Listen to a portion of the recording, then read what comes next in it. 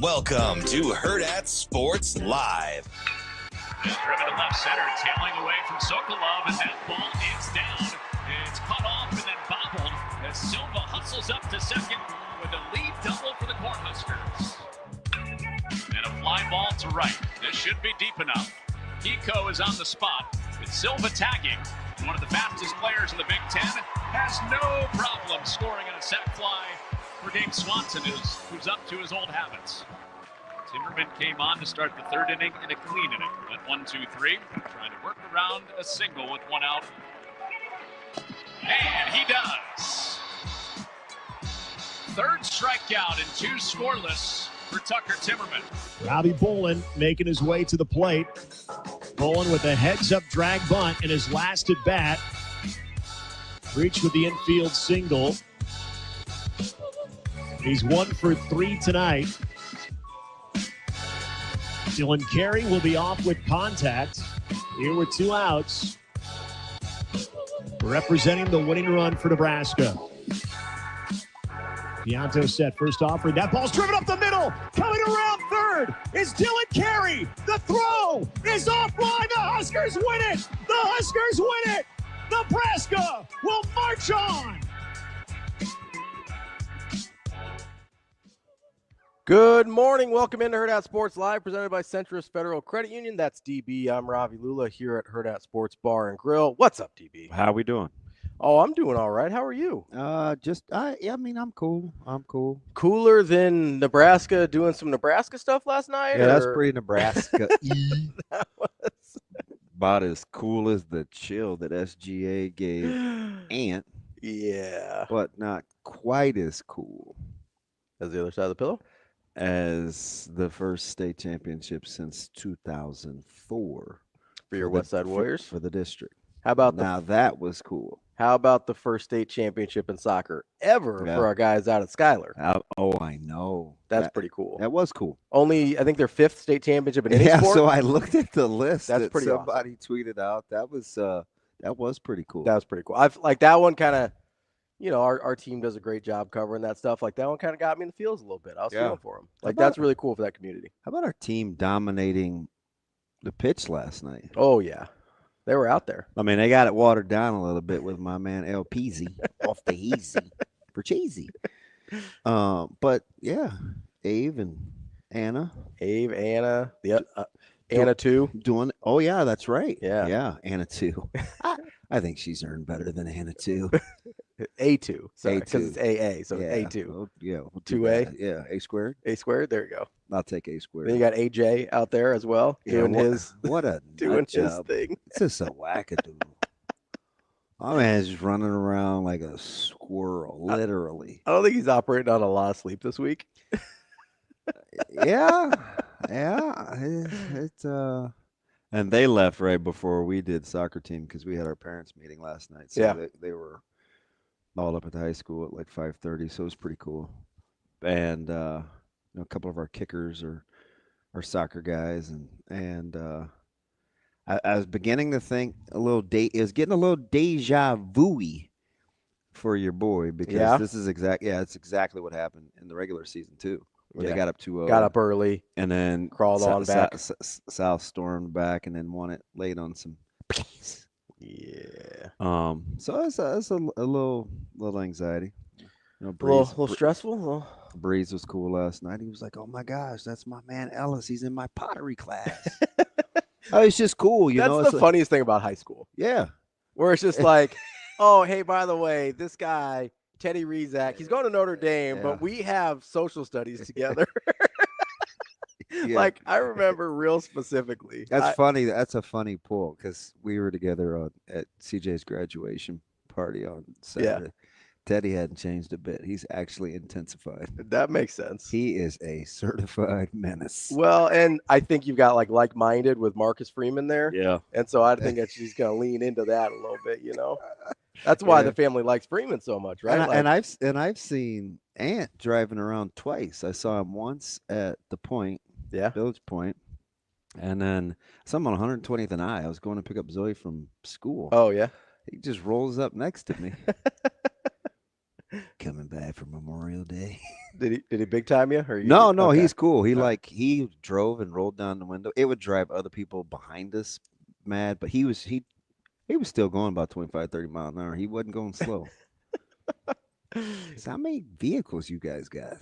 I know he doesn't know who I am, but tell him to pull up sometime. We can hang out. Hey, pull up. Pull up. No, So it was cool, man. It was a good sports night. It was good high school sports, good professional sports, good college sports. Professional sports was okay. Yeah, that game was okay for a while, and then OKC just decided not. And hockey, I think that's just how that series is gonna go. Yeah, I do. Well, that's the weakest side there, the Hurricanes. You keep saying that, but Florida can win the cup. Oh, definitely.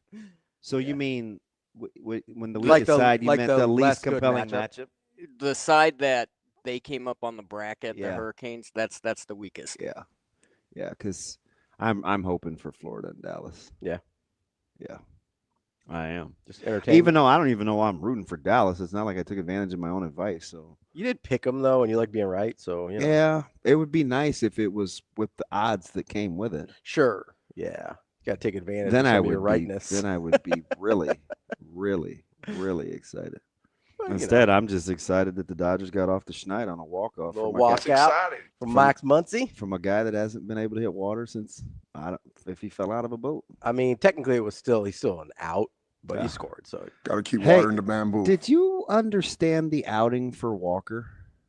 No. Why it was so quick? Not really. I thought maybe I missed something. I don't know. I'm sure there was. Yeah. I didn't really either. Yeah. Okay. I didn't understand it. It was just kind of out here. And then, of course, Nebraska doing such Nebraska things. Yeah, I know you're going to poo-poo. They're prolonging the inevitable because you're kind of like a Denny Downer. No, that's a good win. But especially against Georgia. Is that how you say his name? Jerwa.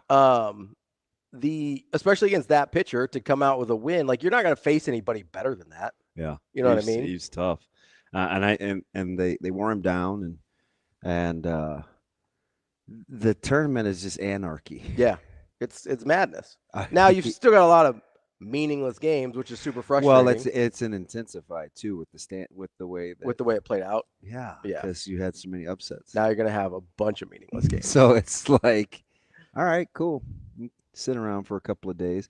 I want, if you're Iowa, when are you coming? Probably tomorrow.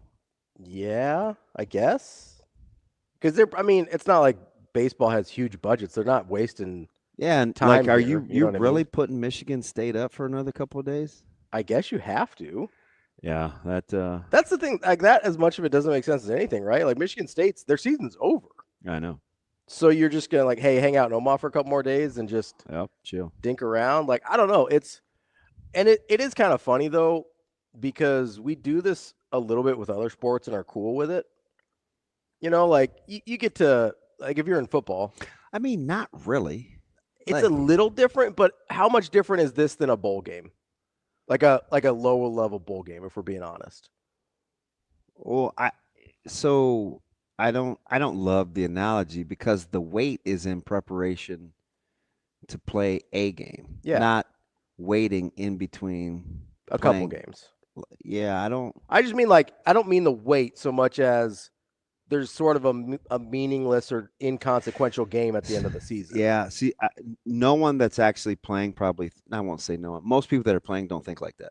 I get that. Fans do. That's fine. Well, then it's not a good analogy. Well, you don't think they think like that in either, or just football? I don't think the guys that are playing in the quote unquote meaningless bowl game approach it the same as a team playing an elimination game that has no real merit. Well, they already got eliminated, right? Michigan State is eliminated. I think it's significantly worse than playing. Michigan State playing on Friday is not the same as North Texas playing in a bowl. Why not? Because North Texas is probably it's a one game time, and maybe they're not accustomed to doing it, or they're excited, or it was a way to get extra practices in that actually matter. Am I really having to explain this to you? Yeah, I just don't understand. If you're let's say you're a 6-6 team or whatever. So that's the problem. It's not your benchmark; it's theirs. the benchmark for Michigan State is to win the whole thing. They can't anymore, so that's different.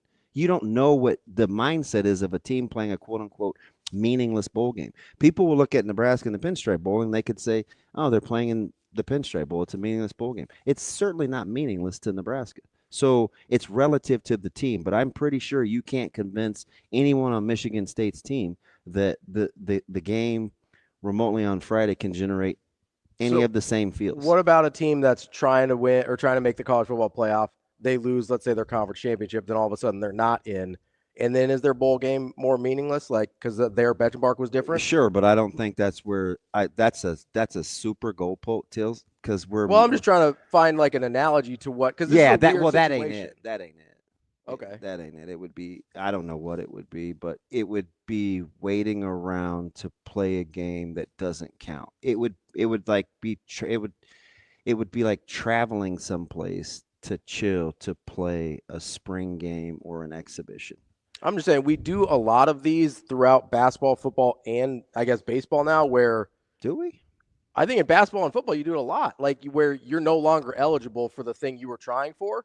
Yeah. And you're still going to go play a game. So like and I like bowl games. You think the teams like it like regional sites for March Madness after they lose, they're being put up another couple of days to chill? No, but you have a lot of teams that lose in their conference tournament. They go play in the NIT or whatever. I mean, I don't know how much different that is. I would guess it's significant. I'm forgive me if I come across as a little terse, but I'm struggling to figure out how you can't.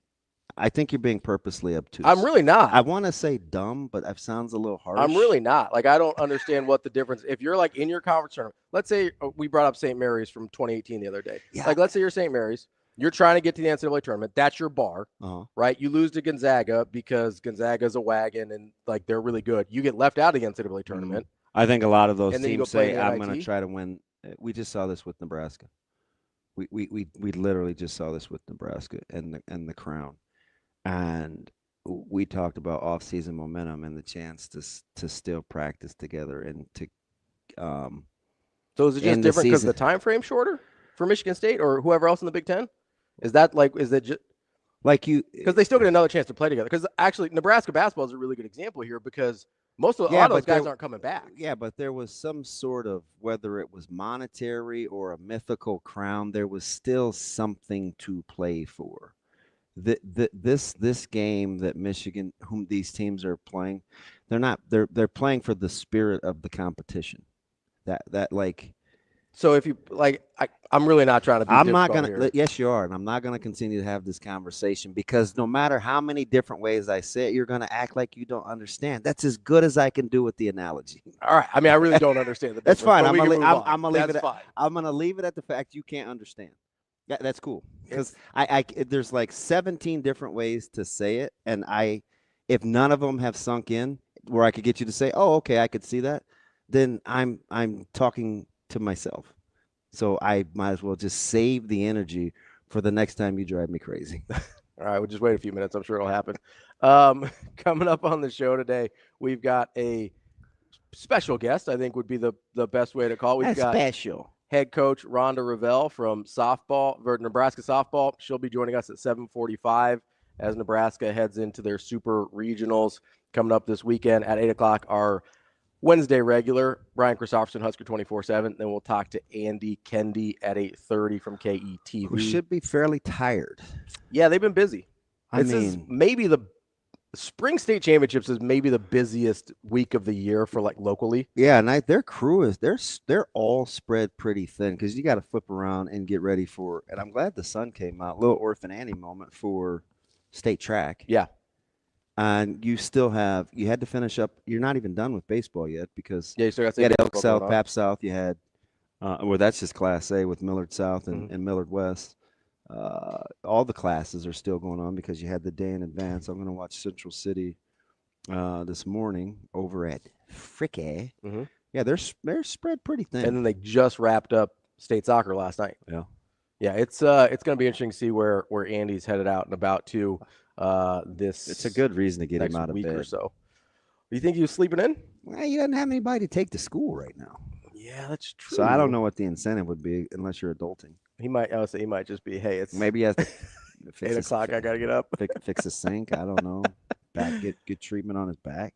Coming up a little bit later as well, we're going to continue our discussion sort of this Big Ten middle class that we started yesterday. Got notes. Moving on to two other teams that Nebraska does not play this year in Wisconsin and Rutgers.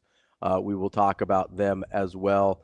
We'll probably get that in right after Andy is when I've got it slotted. So we'll get into that. I got to focus. You got to lock in? I do. I did not. I don't think. I wanted to give us a nice long time we could talk about the Big Ten. I don't think the clip took in. Which one? That I tried to record for Pirates of the Caribbean. Oh, yeah. So you need to talk to Rico, because Rico apparently is like a Pirates of the Caribbean historian. Mm-hmm. He's obsessed with especially the first three movies. So any questions you have about Pirates of the Caribbean, Rico's got you on lock. He basically gave me a rundown for like 15 minutes of the entire series. Did he know what I was talking about, the scene? He does. He thinks you're mistaking Calypso for Elizabeth. No, you are. No, that's what he told me yesterday. So do we know who Calypso is? Yeah, she's she shows up in 2, and then she's in 3 as well. She's like the Haitian sounding person, kind of, right? She's got like an accent, I believe, in the movie. Nope, that's not her. It wasn't Calypso. Okay. So then it was. I think it's Elizabeth. Yeah. Is she the one that looks fairly American? Yeah, she's like a little popular actress. Yeah. Yeah, that's who that was. Okay, yeah. So that was now they intertwine the scenes because Calypso is also receiving instruction from somebody else. Gotcha. On a boat, but it's not. It's a different boat. It's not Italian fat. Chow Yun. I did some. Asian Wyatt would have been disappointed in me yesterday. Well, go back and listen to Shane. I think you talk about doing things on purpose. I think he enunciates like a 4-year-old. I don't know. I think that's just how he talks. And you're fat? What? And I think it's because you rush through it because you think we're going to make fun of you. But, I mean, you could at least try. Don't matter to me. No, I Italian fat? Yeah, that's about what you said. About it's Jen and Jen. Is that your like favorite sandwich, Italian fat? No? What did you say the other day your grits came with? Au jus? Au jus? This is pretty good. No, it sounded good. I was a fan. I'll take Italian fat with gummy bears. I know. Yeah. Dear God. Of course you will. How were your gummy bears, Shane? They were solid. Yeah. I ate half the pack. Whoa. How big was the pack? It's good size. It wasn't a shorty. We're talking about what are we talking about here? It was. So you know how you get the little ones. Yeah. And then you get the big 5-pounders. Yeah. It was somewhere in between. Yeah. It's like a 1-pounder. Yeah. I would guess I probably saved $2.50 off a normal bag. Yeah. For the 99 center. Yeah.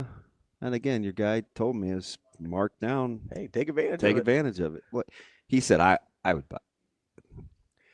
I would buy that, is how he said it. No, how did he say it? I don't know. I wasn't paying attention. Oh, okay. Was he on the phone? This could only go well. Asian Wyatt wants to call in and talk about our favorite Pirates of the Caribbean character. What's up, Wyatt? Hey, just real quick, I got a real quick comment about Chow Yun Fat. So, how does he say goodbye to a little fat kid? How? Chow Young Fat.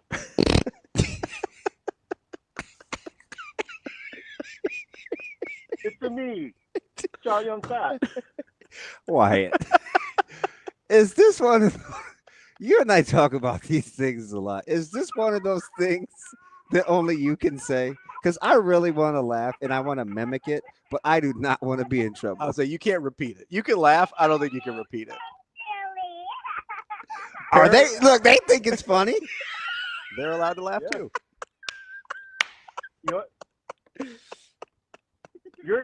Damon, you're invited to the Asian cookout. You're good. Oh, thank you. Thank you.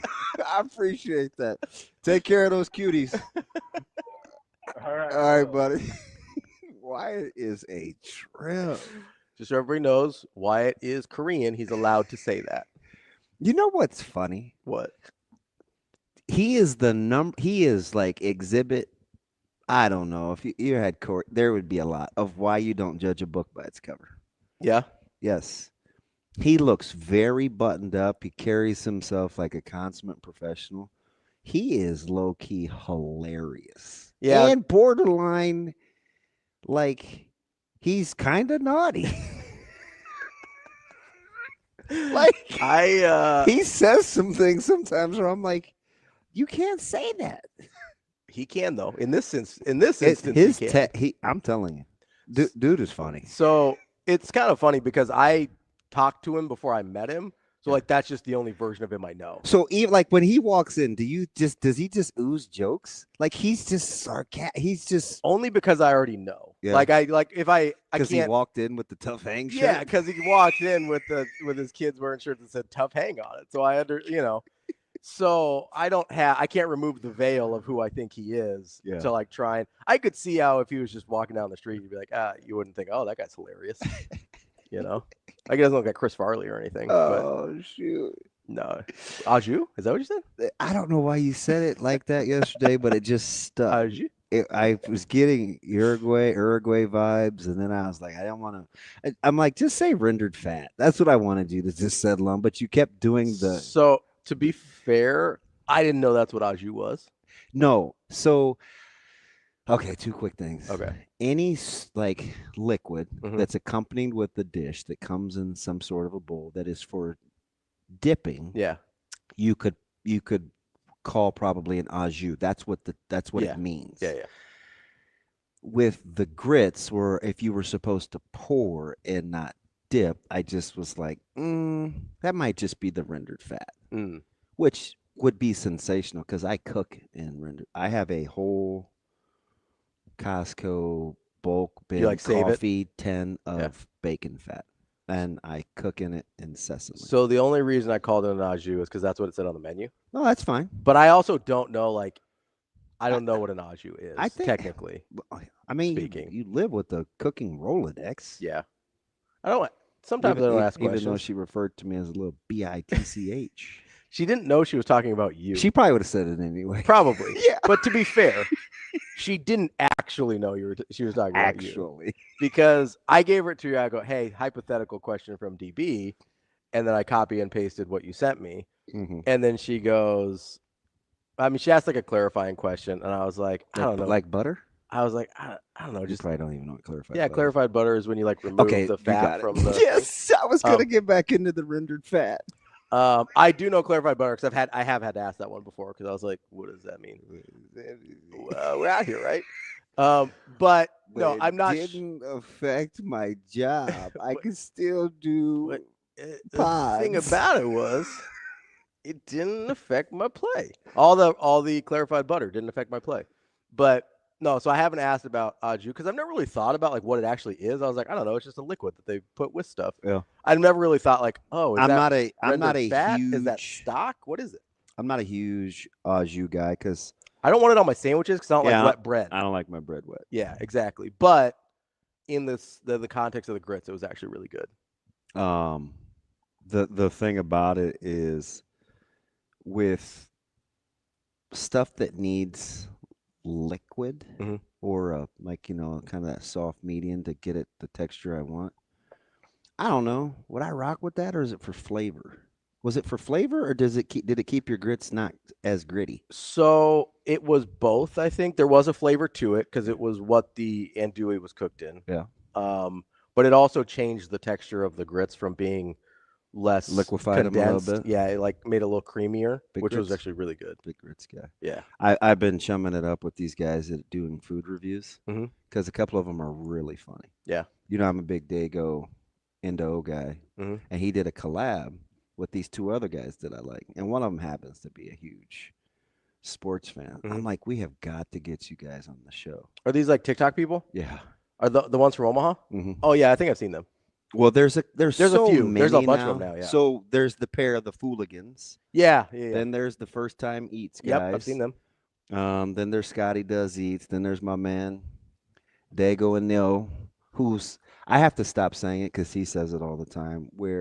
Because just kind of what the kids say is I'm not even gonna hold you, which means I'm not even gonna fake. I'm just gonna cut right to it, right? And then it's this. Yeah. I say that, and I'm like, man, do I need to grow up, or is that a reflection of my maturity? So I didn't know that that's what that meant. I thought it meant something else. So you just listened to me say it? Yeah, I thought it meant like I'm not going to hold want, you to it. You don't want any clarified butter? Well, kind of. Okay. It's a loose little spin, like I don't want to lead you astray, or I'm just going to shoot it to you so you don't think anything crazy. Like, I'm not going to hold you. You know what I mean? Yeah, it's like, okay, that makes sense. Like, if you ask me how something tastes and your wife made it, and I thought it was horrible, I'd be like, man, I'm not even going to hold you. This is a little rough. Not good. You know? Then she'd call you names, probably. A little bitch. It's not as cool to say when I'm not reading her exact response. Yeah. Because if I have to say it on my own volition, then I don't want to say it. That was the funniest part. Is like that's how I read that. No, you did verbatim. It was.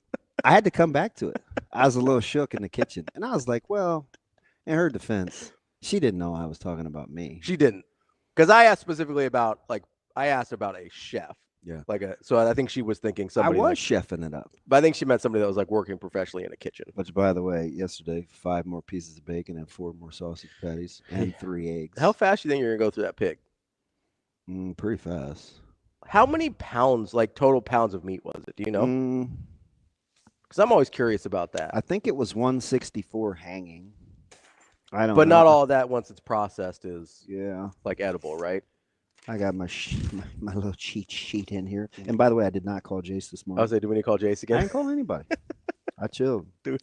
I drove to work, listened to music, mind my own business. What was the playlist this morning? It was sad. I was on what was that? Oh, I was on Fetty Wap from last night. Oh. So I got off of him. Not a big Fetty Wap guy. I kind of like Fetty. Yeah, too much of the kind of mumble stuff. I don't.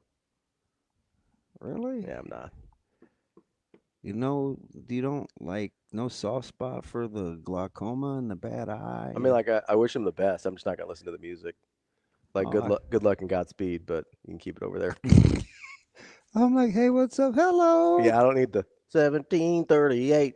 Not a good drink, by the way, but much like when Oh Boy rapped about Patron, like those two liqueurs like invaded the urban community. Yeah. And Patron is kind of trash. You know what's funny? What? Is it also Patron invaded the Indian community as well? Did it? Yeah. Big tequila guys?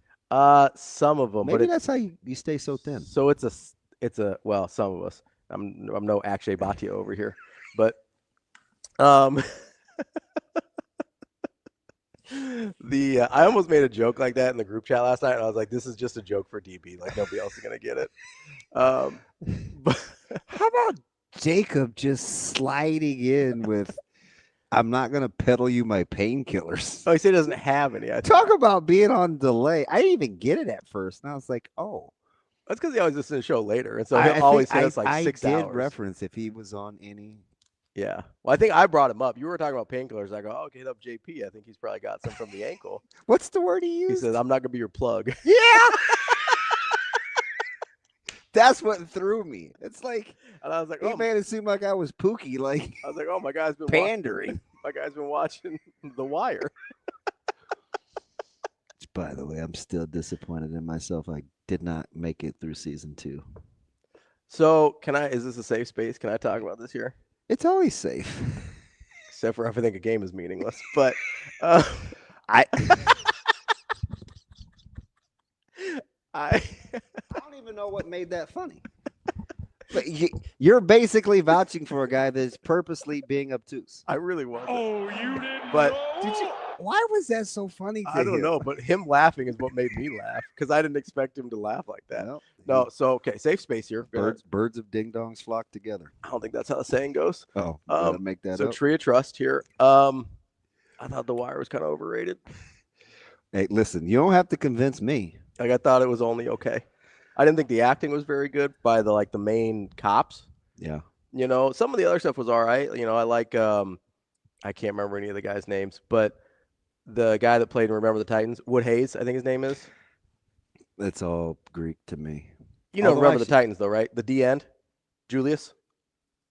Oh yeah, I kept thinking Clash of the Titans. No. Remember the Titans. Yeah. Yeah, so Julius, like, he's in that. He's pretty good. You get, like, a young Michael B. Jordan.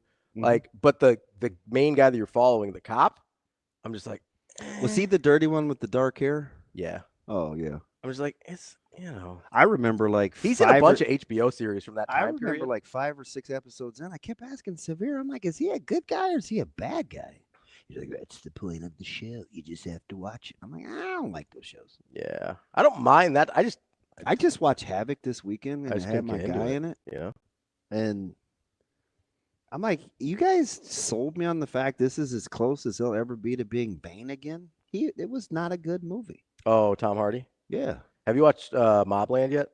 No. Okay. I'm going to start that one, I think. He's Does in it that look like one. it was shot in the daylight? Because Havoc was awful dark. It looked like when your phone won't turn on. Yeah, it's like it's a mob family movie. No, I've seen it. I've Yeah, seen it seen on the previews? on Taka Yeah, Tank. I want to watch that one Yeah. because I like mob stuff and I like Tom Hardy, obviously. But Do you like mob stuff? I do like mob stuff. Have you ever seen The Craze? There's There's like 3 of them, I think. Yeah. Which was supposed to be good. I didn't. I haven't seen them. They're like twin brothers that are really, really, really, really violent as they infiltrate the mafia or start their own kind of thing. There's one that sounds a lot like a different Tom Hardy movie. Well, are we typecasting old Thomas? No, but he's in one where I can't remember the name of it, but he plays. Is he the bartender that he didn't collect the money and the dude from The Sopranos came to the bar to collect? No, this is the one where he's playing 2 brothers. He's playing twins. Oh, I just saw that, and he went to jail. Yeah. And yeah, I just saw that on my Taka Tank. Yeah. But they're mob brothers, but he plays both of them. That's probably in my search history. That I one- literally just looked that That up. one's pretty good too. I like So that one. so do you know when I studied that? When's that? About 2:20 in the morning. This was literally like last week Going no sleep on this one. till Brooklyn. Big Beastie Boys guy. I retweeted something this morning at like 3:10, and it prompted a text. From who? So I proceeded to have a conversation. I saw you when I woke up. I saw you retweeted, but I saw some. Anytime I see anything marine life on my feed, I'm like, oh, DB retweeted. So I was something. looking for new aquatics people to follow. Yeah. What was the? Orcas. You did the one orcas flipping up seals or whatever with the tail. Eat that thing. Yeah, those orcas are nuts. They're certified. Yeah, they're not. Those are your guys though. I love them. Serial killers. No. Predatory. Oh, I don't know that that's better. I mean, I yeah. don't know if that's better. Probably needs a little butter clarified. Yeah. Happer was on his way to the airport. Oh yeah. Yeah, and all he hits me with is, "Do you ever sleep?" I think that's what everybody asks you when you're. And I told him, "No. Would you like to conversate?" He's like, sure, I'm on my way to the airport. And said, "Well, not really, but I do have a flight to catch." Legend. That's the Tom Hardy movie. Yep. Where he plays the brothers. Yep. It's pretty good. I liked it. Yeah. So whatever came up on my TikTok, he was getting whipped by one of the guards. Yeah. And they ended up cuffing him and like putting it on him. I was like, "Ooh, Hardy's nuts." Yeah. But anyway, yeah. So Wait, you sure that wasn't Bronson? as in Charles? Yeah. Because he's in a Bronson movie too. Mm-mm. Okay. He played a twin brother. Okay, gotcha. Yeah. I confuse some of his movies sometimes. Harvey? Lee? There's a shooter joke, but I'm cool. I'm not doing myself any favors. I don't even like guns, so I mean, in my defense. I've got a whole Nerf arsenal in my back seat right now. Where are you going? Office. Oh yeah, I don't get invited to that stuff. You can come if you want. Mm-mm. Come hang out. Mm-mm. Once I got moved, once they took my space, kind of divvied up my goods. I was out. Call the bullpen. Yep. Holler. Yeah, there's been some. Speaking of which, how good was Nebraska's last night? Man, they needed that too. Cheering my brains out for Drew Christo. I know you're a big Drew Christo guy. I am. And somebody intimated that he has been a bust, and I was like, "Oh, baseball's pretty hard, you guys." I don't know. I think he didn't meet some people's expectations. Yeah. For what? I don't know. Maybe any other draft year, eligible year other than COVID might have been something different, but For sure. Yeah. That's, I mean that's how I look at it. But I could be full-fledged apologist. Yeah, I think I also think he suffers a little bit from the Cam Jurgens thing where he started off a little rough. Yeah. And then we just sort of think that's who he's been the whole time. Yep. You know, obviously by the time Cam left Nebraska, he was a really, really good football player. And by the time True has finishing up his career at Nebraska, he's a really good pitcher. Yeah. They only used. We get this taste in our mouth early, and then we just can't shake it. Yeah, they actually threw strikes because you weren't getting them from Horn and. Dude, the Horn thing was driving me crazy. Yeah, how many times you had to kind of ride that out for a second? I know you had to try and like get a little bit deeper, but he wasn't giving up like the huge inning. Mm-hmm. Right. So it's just enough to leave you. He'll settle down. Yeah. Well, not even just he'll settle down. Just like, hey, we don't have to pull him yet. Yeah. You know, like they weren't hanging like 3s and 4s and 5s. It was just like 1 here, 2 here. But man, I really struggle watching him. I don't know how many times you can get to 2 strikes and lose a guy. Yeah. And, you know, pitching backwards all night is eventually going to catch up with you, unless you're really, really good. You need a little bit better command if you're going to do that. But and you probably need a little bit better command, not just with the breaking balls, but the fastball as well, so you can save yourself. But between didn't have it. Luke, don't call me Matthew Broderick, and the count. Yeah. Closed the door. And I thought Timmerman, I mean, he gave up the run, but it kept him in it. I mean, that's he kept him in it. You only used forearms. You didn't stretch 2 of your back end guys. Yeah. You got 2 clean days off and a half of another. And you could probably, if you needed to, you could probably bring back on a couple days. How many pitches did Horn throw? He got up there because he was at like 50 by the second inning. Yeah, so he might be too many. But you come back, you start Walsh. Yeah, and I think you're okay. Yeah, I think you probably are. They ended up, for what it looked like early, because I'm sitting there. I think Horn only threw 50. 49 or 50. I thought he was at I'll have to check. But you're usually right on that stuff, so I'm not going to fight you on it. But I'm close. Yeah. So you could probably bring him back in a couple days if you needed to out of the pen.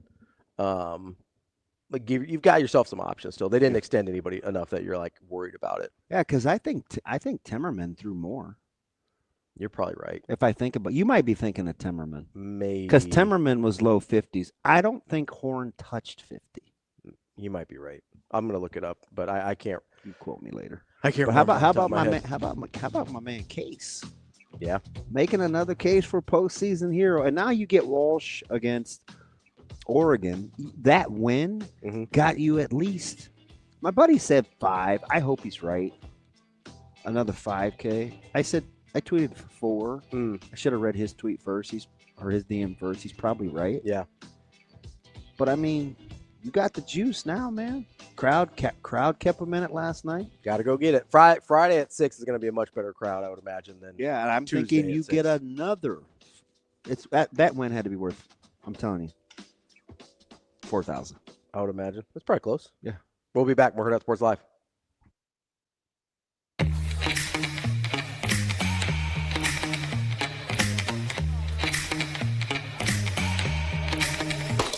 me that cheddar, bacon, Rico. Big money rolls like burritos. Give me that hot sauce, no pico. Give me that.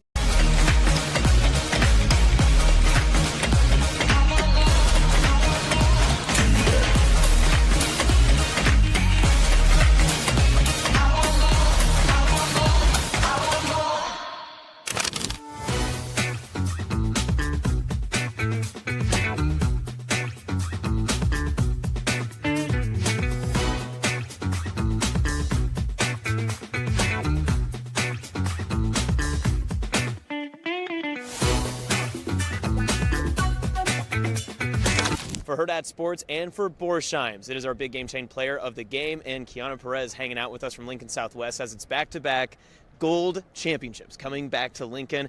First and foremost, just that feeling, knowing that you accomplished back-to-back. What's that like, especially coming off the season you had last year? It's a great feeling. I mean, I feel like we work for this moment our whole season. We take it game by game, and then when it's time to come out here, I think we really put it to it. I'm just so glad I could contribute to my team because I think everyone on my team really deserves this. And I don't know, we work so hard. You did more than contribute today. I think you were some trouble there, especially on that first own goal from Marion. What was kind of the situation down there? I mean, it looked like a scrum, but then it ended up ending in your guys' favor. Yeah.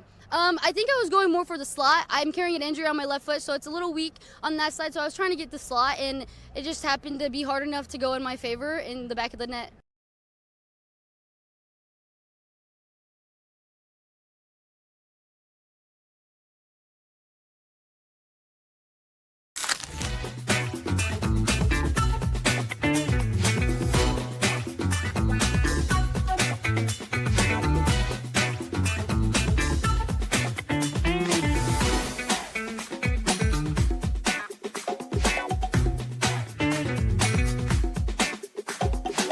For Borsheim's, it is our big game chain player of the game, and who else? Sonora Defini. Gretna East goes undefeated and back-to-back Class B state champions. Sonora, congratulations. What a stellar career, and you topped it all off today.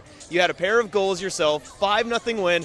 This is kind of all wrapped up in a perfect bow for you guys as a senior class. Yeah, it's been a really fun season for us. Obviously, I couldn't have done it without an amazing team and amazing teammates, and we're all just there for each other every single day, and I'm just going to miss them a lot.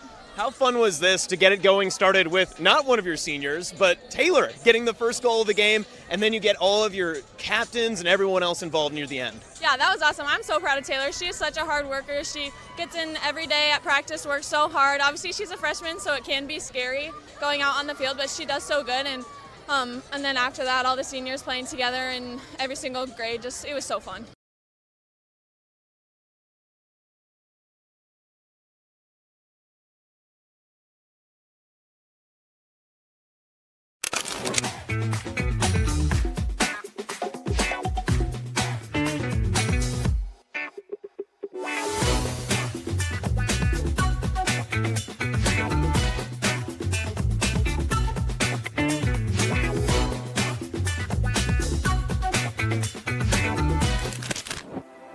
At Centros Federal Credit Union, we have the tools and resources to help our members fulfill their financial goals, with a focus on building a stronger community for the next generation of leaders.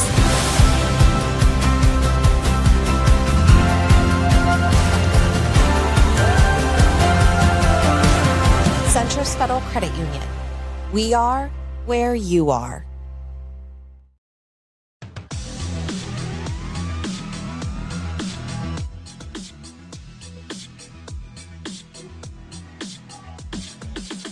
You're listening to Hurrdat Sports Live. It's a crazy feeling. I kind of had nervousness before the game, but I think going into the fifth inning, I was just ready. I was ready for the Super Regional. I was ready for whatever comes after this. So just this feeling is just surreal, and I'm so excited for what's coming next. Postseason, it's a grind. Like at the very beginning of the regional, it seems like you're so far away from the World Series, and then 3 days later, there's only 16 teams left. So on our journey, we have one goal. It's not to make it to regionals or make it to supers or make it to the World Series. It's to win the World Series.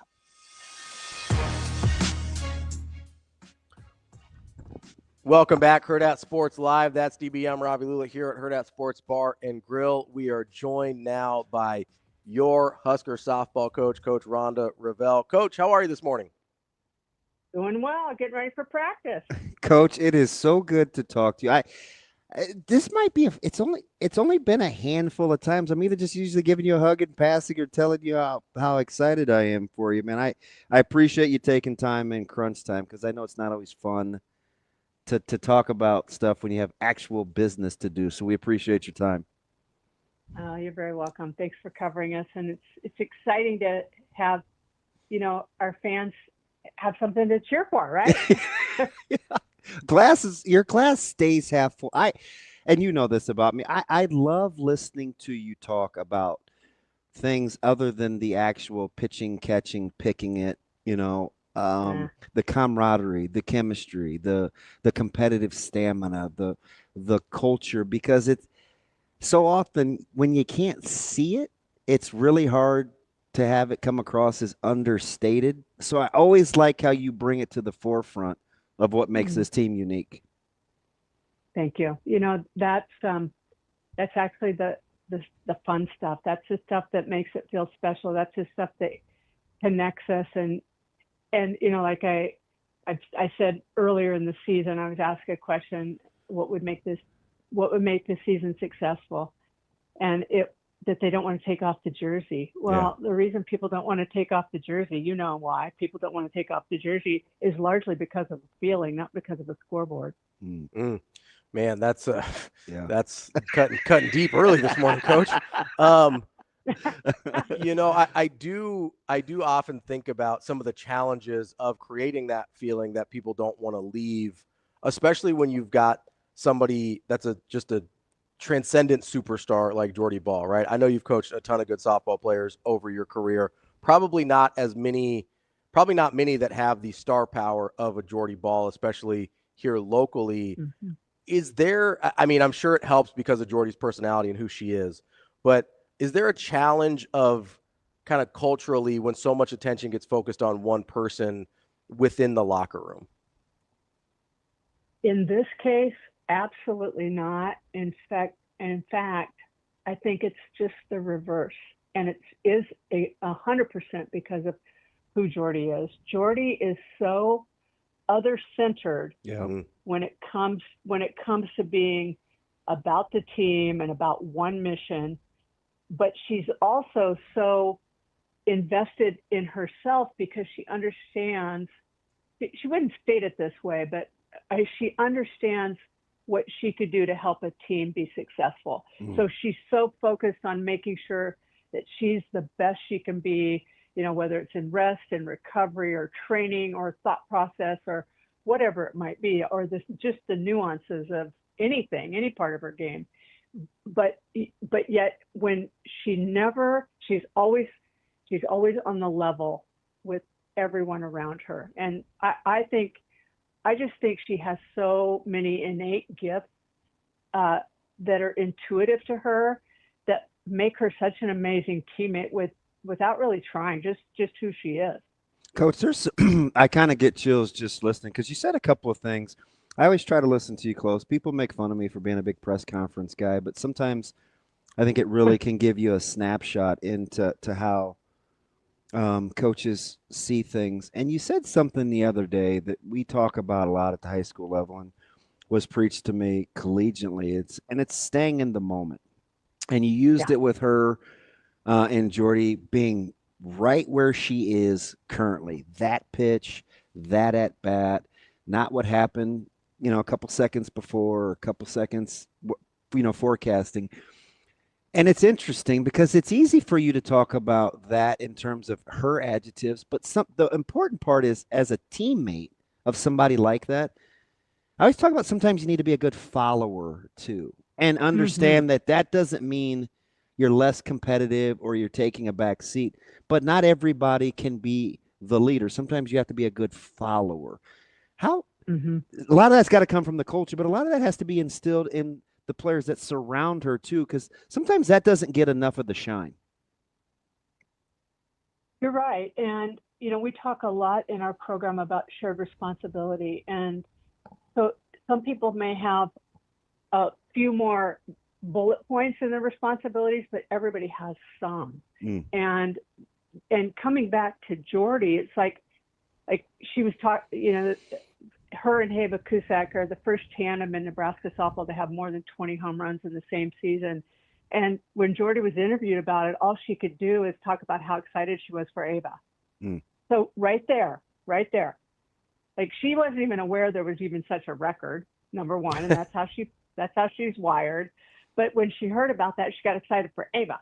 And how can you not, as a teammate, lean into that? Because it's genuine. It's genuine excitement. And so while other people may not have as much spotlight on them, she's going to be the first one to uplift someone. And so I think by that, she'll be the first one if people try to give her praise or whatever. She'll say, well, we've got a team around us and I've got a team behind me. I've got great defense behind me. And, she'll just go there. So she just doesn't let it stay on her. She'll deflect it. And to your point, you listen to press conferences really closely and you can hear things. Well, they hear her every day and they feel it that we're all in this together.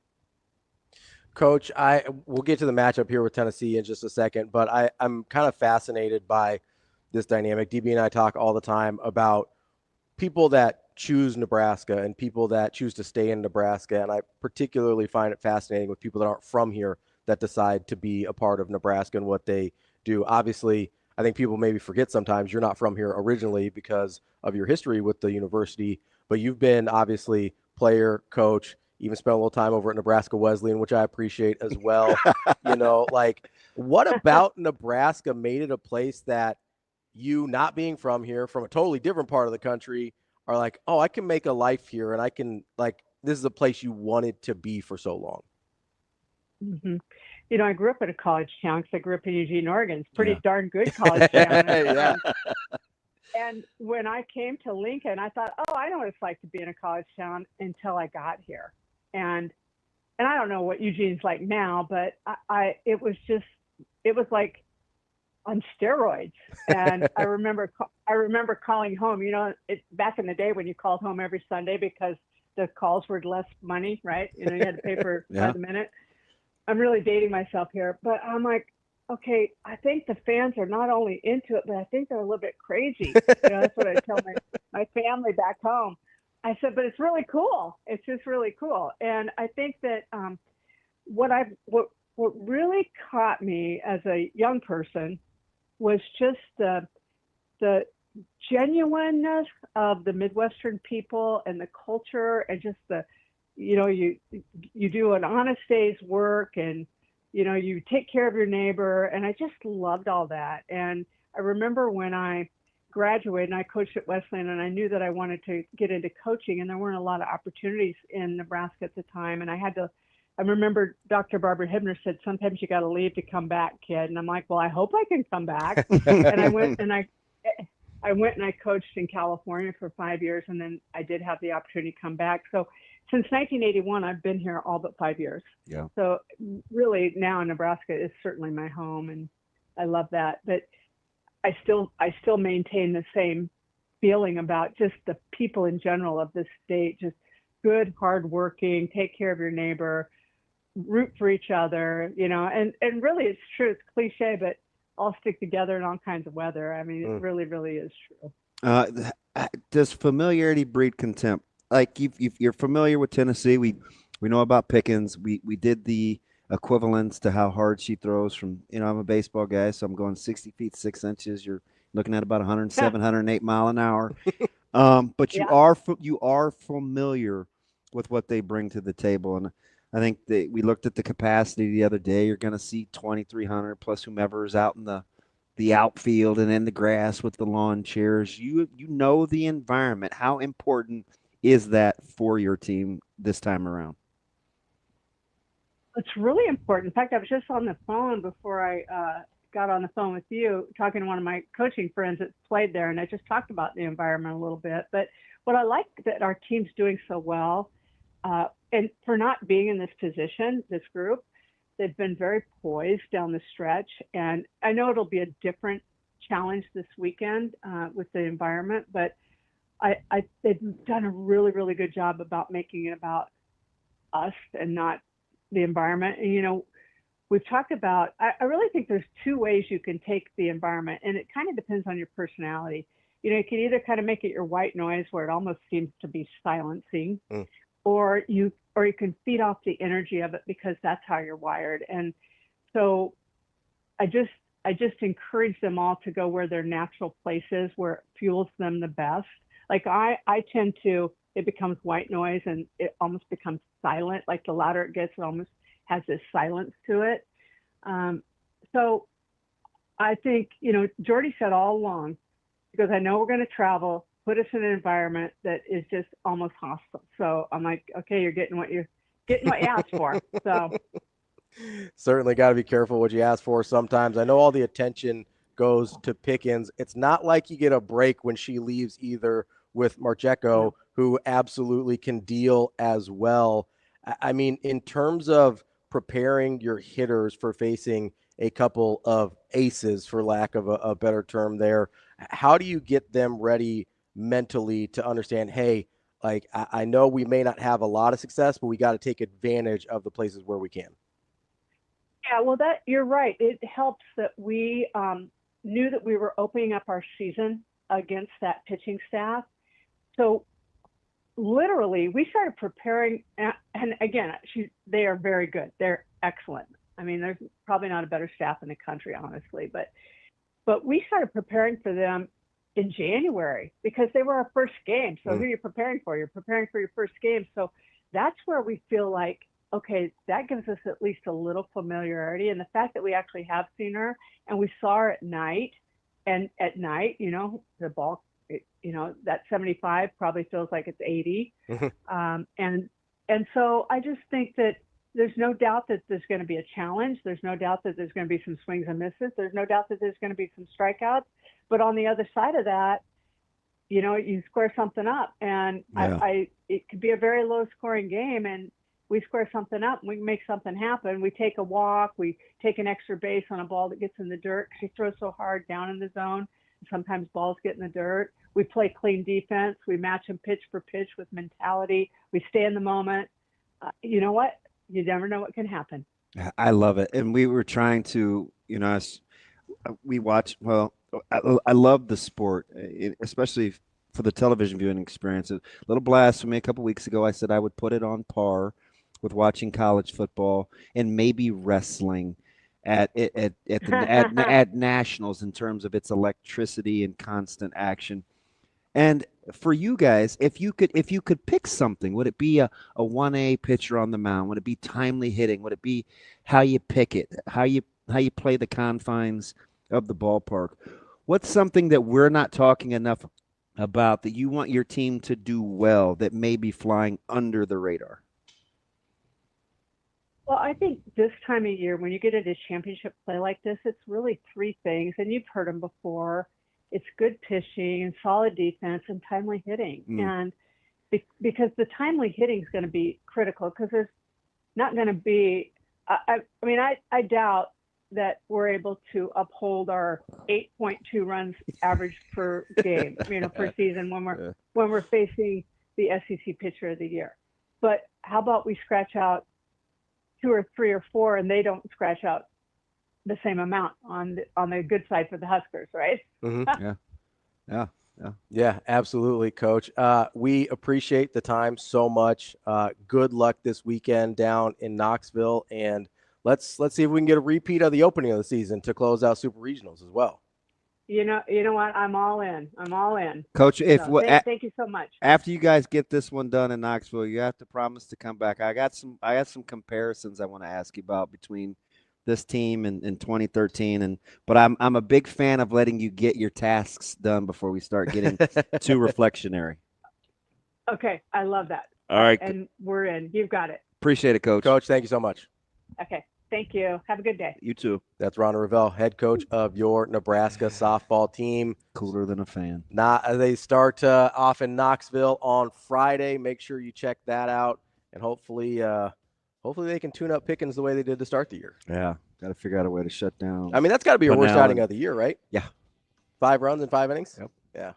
And she's just coming off. I think they just hammered Ohio State. I don't know. It was 5-0, something like that. But, I mean, I think the confines of the park play to Nebraska's strengths offensively. But can they win the low-scoring game? Yeah. It's got to help them mentally that Pickens isn't the boogeyman, though. Yeah. Right? They've seen it. They know she's a real person and that they can get hits off her. Kind of helped Nebraska baseball with Jerwell last night. I haven't seen him. Absolutely. We'll be back. Brian Christopherson coming up next. At Centrus Federal Credit Union, we understand that the journey of building your own business typically starts with modest beginnings. With a little help from our team of experts and small business loan offerings, you can take your vision and transform it into a more concrete reality. Centrus Federal Credit Union. We are where you are.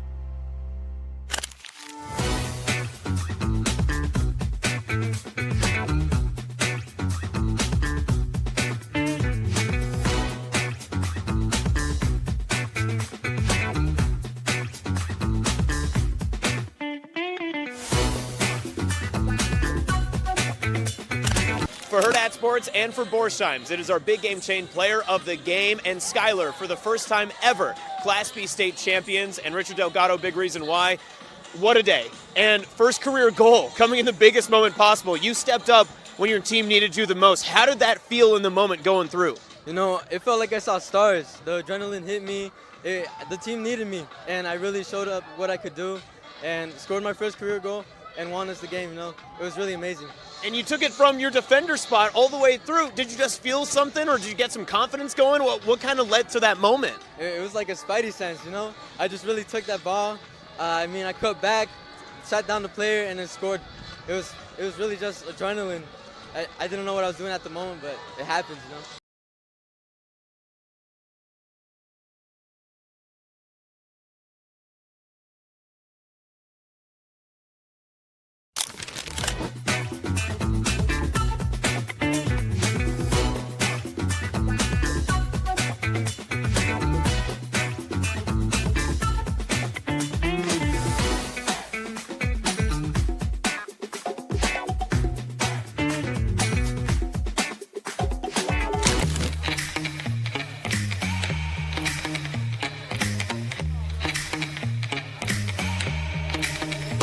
Give me that cheddar, bacon, Rico. Big money rolls like burritos. Give me that hot sauce, no pico. Give me that.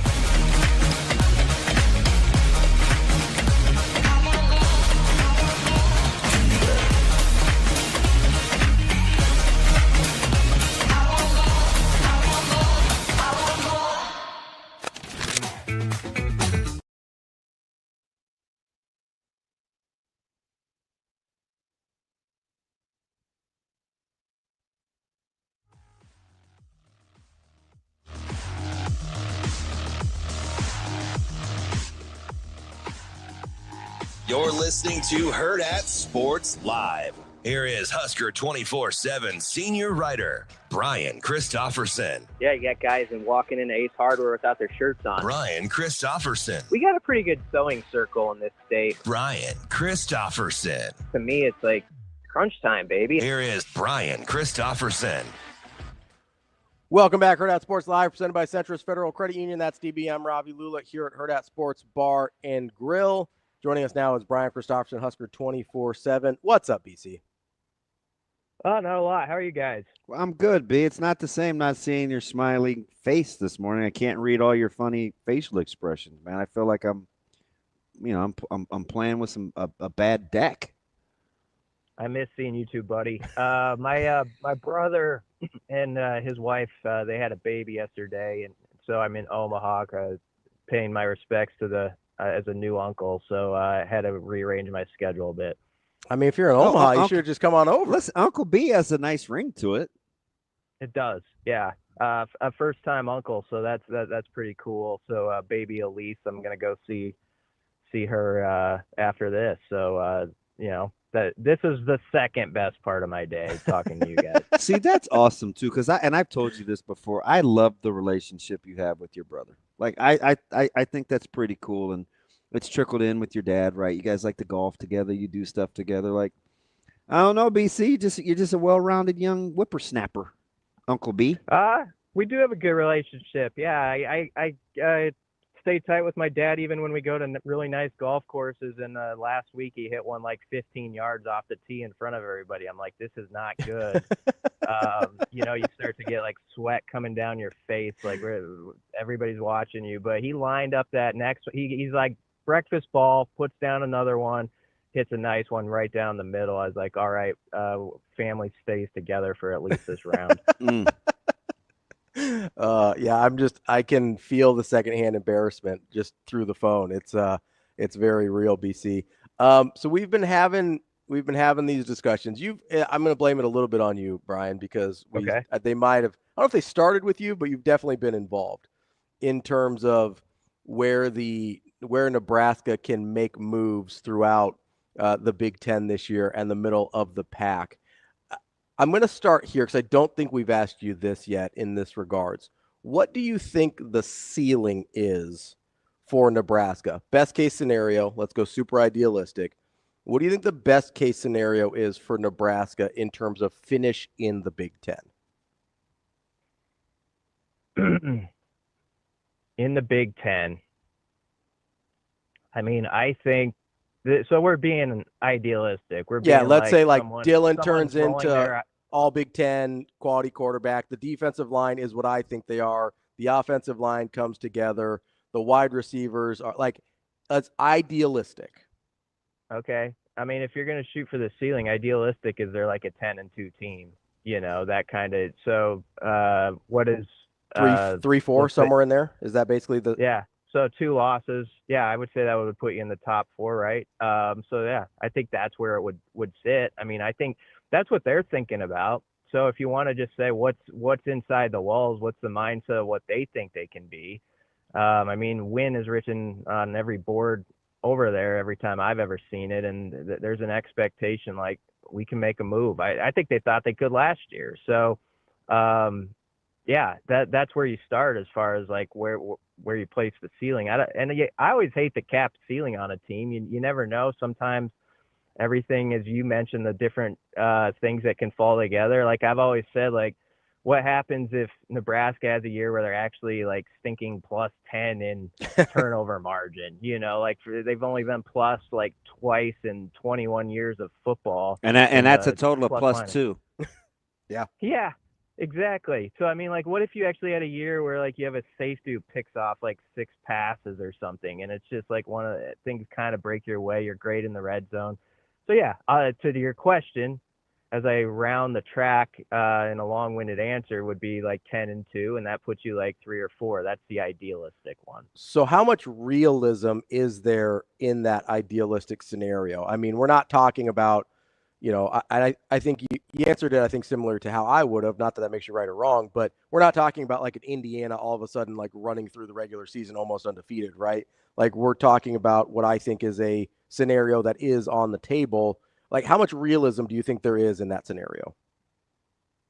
I mean, it's not what I'm predicting. Like I'm not going to predict them to do that right now, but I think they have enough parts that it's not something where someone has to be snarky about it, like someone's driving along right now and they're listening to this, rolling their eyes about it. I mean, I for the reasons I mentioned, there's certain things, and the reason why a naysayer would say it's not going to happen is these things haven't happened for a long time. These certain things we always talk about, like getting plus in the turnover margin and all that stuff and taking steps in certain areas, but they are reachable.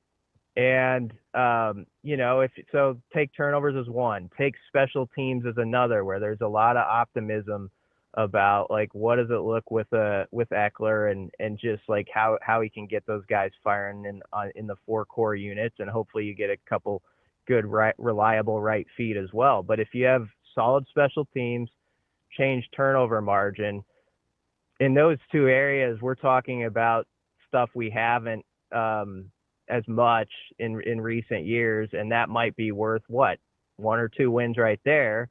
And then if your QB play elevates a little bit, your O-line play, we've talked about this on the show, some people feel like that can really be the strength of the team. Wide receivers are hoping to be a little bit better. There's all these little parts where you could definitely talk yourself into it being realistic. So it's not my prediction. I want to be clear on that, but I do. I don't think it's out of bounds to say that can be a goal for them over there. And if someone says it can't happen, they just haven't paid attention to college football in recent years. It's interesting, B. We've sharpened up this, and I gave Ravi all the answers to the test, so he kind of knows the method to my madness. But I started with this whole. And you might have kicked it off. It was either you or Shafe. I don't think it was Sam, because Sam, I remember, was kind of very similar to your responses. Remember the whole trajectory and the over-under, and then we talked about the quarterbacks with those said teams. Now we're actually getting into the schedules, because the method to my madness is the natural thing to say is, oh, Nebraska, they could be, 9-3 or 10-2 or 8-4, whatever it is that we arrive at. And I'm like, okay, if they're going to be better than a year ago, there's going to have, there's going to be teams in the middle that they have to jump. So we're going through this whole schedule thing of the non-opponents. that Nebraska can't really control, right? The Washingtons, the Indianas, the Illinois. We're going to get to Rutgers and Wisconsin today. And I think the goal, like if you ask me, like DB, where are you trying to go with this? Do you agree that if Nebraska's going to make the move and in essence be one of those top 6 teams, because that gets them to the play-in of this new proposed format, they're going to have to move a ton of furniture in order to rearrange the room, right? I mean, there's some teams that they've got to push through, and so I'm trying to find these plausible ways to do it. It would be a fairly, not just a tough task, but if they could pull it off, like they're going to have to execute, but it could be pretty cool if they do. It won't be easy, but if they do, it'll be well earned is kind of what I'm arriving at, because it's going to be tough to do. Yeah, there is a lot of furniture in the way. There's a lot of ottomans right in the middle of the living room, like teams you don't even think about. I think one of the toughest things about the SEC and the Big Ten that some people don't give enough credit to when it's all said and done is the game against like a Michigan State or a Maryland, and it's still physical. It's still like the next morning you feel it. And like, so there's no weeks where you get a breather where you can say, well, we can lay the ball on the ground 2 or 3 times and get away with that. Not in this league. You've got to be really strong in the trenches.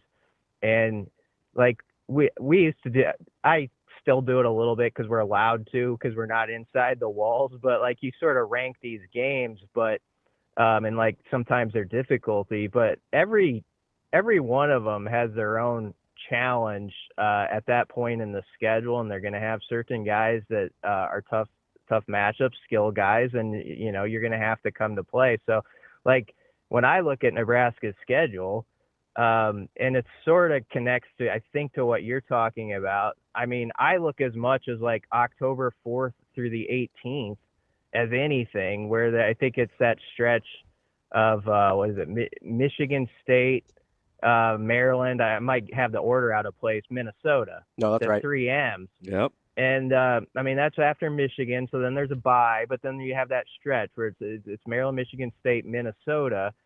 And I mean, those are teams where like in the old days, you'd be like, oh, you talk about Michigan, Penn State game. And it wouldn't be something if Nebraska got one of those pelts and put them on the wall and all that stuff. But if you're talking about getting moving past furniture and positioning yourself as like top 4 or 5, 6 in the league, they'll have definitely earned it. Yeah, but that's a stretch of games that gets you in that position. Yep. And everyone's different in its own way. And so Nebraska doesn't play Illinois this year, but Illinois, I haven't looked at their schedule and don't know it inside and out, but I'm sure they have a stretch of 2 or 3 games where maybe their fans are thinking about some more high-profile name, but inside their walls, it's like, yeah, you're going to have to handle this business too if you actually want to be in the top 6. So, yeah, I totally understand what you're saying with all the, bringing every team into the equation and sort of where they're at, because Nebraska's sort of been stuck with a lot of teams in this, like, teams 4 through 15 in this league are very close, have been very close. The difference has been minuscule. And Iowa has found little things they can do well or emphasize that they're good at that have kind of gotten them over the top sometimes, when they very easily could have been like the 13th or 14th best team in the league if a couple things had gone the other way. That's how tight this is, and that's how much you have to have things ratcheted up when you play in this league and can't have an off week. So BC, I'm thinking about the way you're talking about the like middle and lower middle class, if for lack of a better term, of the Big Ten, right? These teams that Nebraska's either in the same boat as or needs to sort of pass in order to get where we're hoping they go. And I just wonder if, I started thinking about what does this look like in other leagues, right? What does it look like in the Big 12 or the ACC? And part of me just wonders if there were more cracks in the foundation for a lot longer than we realized before the move to the Big Ten, and then the house just started falling apart, and we're like, hey, where did this come from? And it's because we didn't notice. Like, did your brain ever go there? With Nebraska and just why it's been so tough, you're saying? Well, just like if there were longer standing issues that were sort of pasted over by 9-3 records that we probably should have seen this coming, maybe not to this degree of length of struggle, but probably should have seen larger issues coming, even though the wins were still there for a while. Yeah, maybe. I think that's a tough, man. That's a big question. Yeah.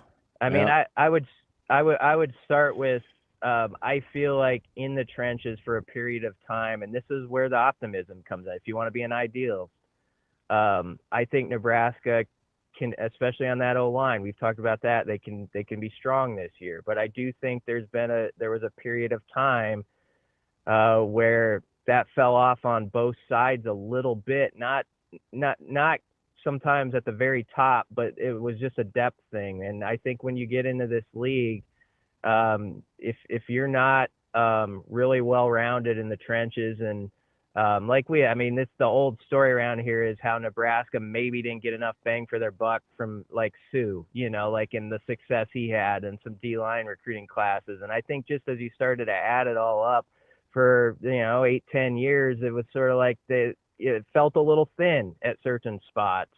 And so I think if there's one thing where I think it's fair to have hope.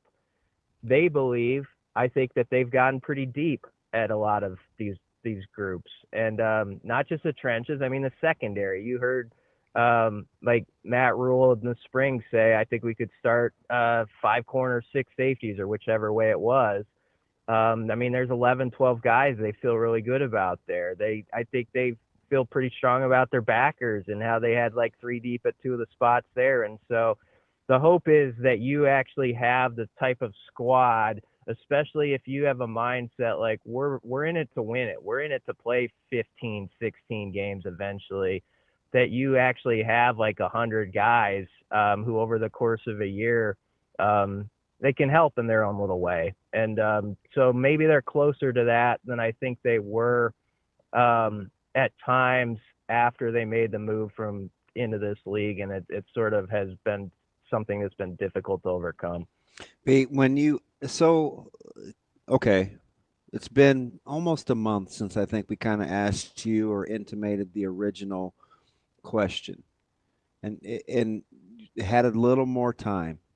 If the top 3 teams in the conference, in whatever order, are Oregon, Ohio State, and Penn State, who do you feel most comfortable putting 4 and 5, given all the things that we've talked about in the last month now? Right now, I would say Illinois and maybe USC. But that 5th spot has been nobody can quite land the plane. We've heard SC, we've heard Michigan, but it's that's been about it. Illinois is always in the discussion, either 4th or 5th. Yeah. Yep. No Indiana. Like nobody else has cracked kind of that. So I guess I almost should just say top 6 and put 5, 6 in whatever order you want. So, BC, when you're talking about Illinois, is there any part of your brain that goes like, hey, why does Vegas only have that at 7.5 wins? Like, does that bother you at all? I didn't know that, I guess. I didn't pay it. It's relatively recent. I think the win totals last week. I think. Yeah. Maybe I just have PTSD from Iowa last year being too high on them at 7.5, but. Hey, whenever Vegas says something, I've learned that like they sometimes know a thing or two. But I'd have to look at their schedule closer. I just like the way he coaches in this league, the way he develops guys. I think a lot of people would give him credit for that. Like their quarterback, and they built kind of a winning culture last year where they figured out how to win some of those close games.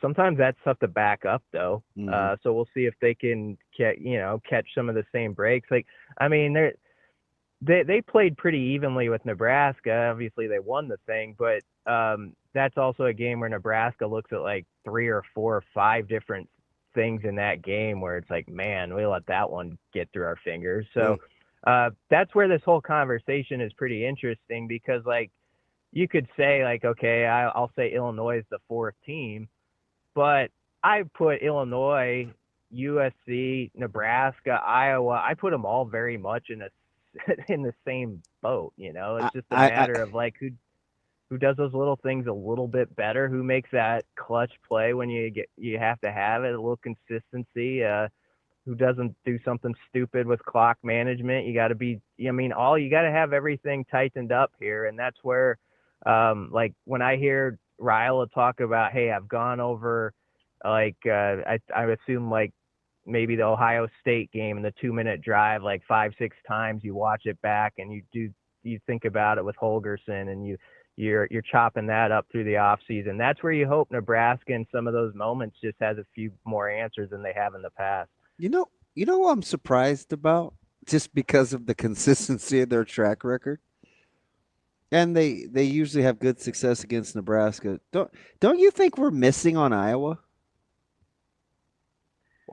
Iowa's got a tough schedule. I would agree. I agree. You have it in front of you maybe, or you could I'm pull bringing it up. But they we're doing them so we broke this down into teams that Nebraska could control because they play them, and teams they don't. So yesterday was Indiana, Washington, Illinois. Today is Rutgers and the team that everybody's throwing dirt on, Wisconsin.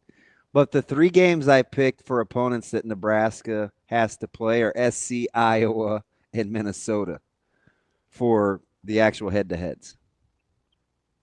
So what do those 3 games mean? What are you saying when you say they're? Because I think 2 of those 3 games are must-win if Nebraska is going to be who we want them to be. Okay. 2 of those 3 games are must-win, in my opinion. Mm-hmm. I would agree with that. Okay, all right. You want to? I mean, another way to look at it, I was writing about, I always write about protecting your backyard, and so Nebraska went 5-2 at home last year. They went 4-3 at home their first season. If you get that to at least 6-1, you're in business. Yeah, and 6-1 though means if you're gonna go 6-1 at home, means Iowa, USC, Michigan. Those are 3 of the games. I think most people would say, if you said, okay, if you had to do this exercise, rank the most difficult, which I did a couple days ago, I'd have Penn State 1. I had USC 2. Some would have Michigan. I had Michigan 3, Iowa 4. I just say that, like, of those top 4 tough games, 3 of them are at Memorial Stadium. Yep. And you got to get back to making that place where you expect things are going to go your way there. Teams come in and they know there might be, like, they're down 7 points because there's going to be something that happens. They just know they're going up against a team with a lot of energy and a fan base that's behind them. So Iowa, USC, Michigan are all home games, and so if you won 2 of those 3, I think that'd be another 3 I would highlight. So they have a bye in between, but starting on the 27th, Iowa has Indiana at home for their homecoming. Then they get a week off. They go to Madison. Then they get Penn State at their place. Now they play Ohio State too. Yeah, well, and they close BC with at USC, Michigan State at home, at Nebraska. Yeah, they don't have Ohio State. They don't have Ohio State. They have they have Oregon. They have Oregon right after a couple weeks after the Penn State game.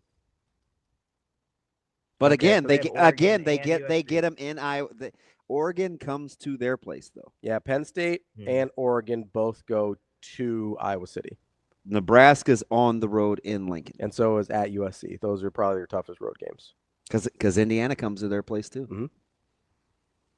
So maybe I'm not being fair to Iowa. One of the reasons I don't like it, so they play Oregon and USC, right? Both those teams. Yeah. Iowa's so fitted for old school Big Ten in my mind, and the way they play. Sometimes I wonder how they're going to do against some of those teams when they see more of them. But we'll see. I get. They handled Washington pretty good last year, so that might be a stupid point. But remember, I was kind of predicting upset too, and they got stomped. Yeah, so I would say their schedule is why I think they have the same, like a 7.5 over under from what I've heard out there. So I mean, Iowa though I never sleep on. I know people snicker about their offense and for fair reason, but they got a new OC and he might have a few ideas that help them out there. Well, new quarterback too. I mean, who knows what Gronowski looks like making the leap to Big Ten football. Yeah. That's our guy, BC, Brian Christopherson, Husker247. We appreciate it as always. Enjoy Uncle time today. All right then, Uncle B. Yeah, I got to make sure I hold the baby correctly, but thanks for having me on, guys. Support the head. Sounds good. All right, buddy. That's our guy, Brian Christopherson, Husker247. They don't have the neck strength yet. You got to support the head. How would you know? I was a nanny.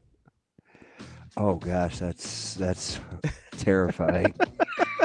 Hey, those kids all turned out all right. Is this like the hand that rocked the cradle type stuff? Or No, you probably never saw that movie. I didn't. I don't like scary movies. It's not scary. Oh, it sounds a little creepy. warped. Okay. Well, a nanny just tried to take over for a mom. Oh, okay. You can't breastfeed that I know of unless you're a Fokker, so I don't think that's an issue. I've got nipples, Greg. Can you milk me? No. You've never seen The Hand That Rocks the Cradle? No. I have seen Meet the Parents. It's old. It wasn't terrible. I probably wouldn't enjoy Rebecca it. De Mornay. I don't even know who That's that is. that lady's name, right, Shane? I believe that's who was in it. Yeah. You know who's coming up next? Andy Kendeigh. AK for KETV. Channel 7, baby. Parent probably not rocking a cradle at this point. We'll be back on Hurrdat Sports Live. Give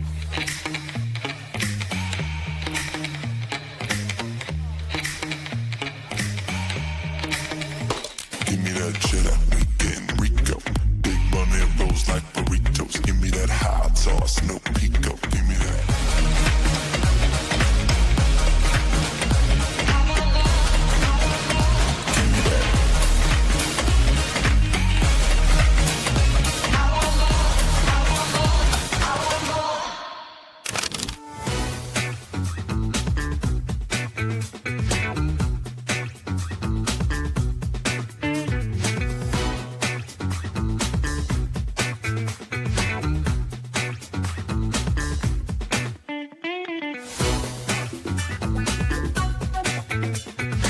For Hurrdat Sports and for Borsheim's, it is our big game chain player of the game, and Kiana Perez hanging out with us from Lincoln Southwest as it's back-to-back gold championships coming back to Lincoln. First and foremost, just that feeling knowing that you accomplished back-to-back. What's that like, especially coming off the season you had last year? It's a great feeling. I mean, I feel like we work for this moment our whole season. We take it game by game, and then when it's time to come out here, I think we really put it to it. I'm just so glad I could contribute to my team because I think everyone on my team really deserves this. And I don't know, we work so hard. You did more than contribute today. I think you were some trouble there, especially on that first own goal from Marion. What was kind of the situation down there? I mean, it looked like a scrum, but then it ended up ending in your guys' favor. Yeah. I think I was going more for the slot. I'm carrying an injury on my left foot, so it's a little weak on that side. So I was trying to get the slot, and it just happened to be hard enough to go in my favor in the back of the net.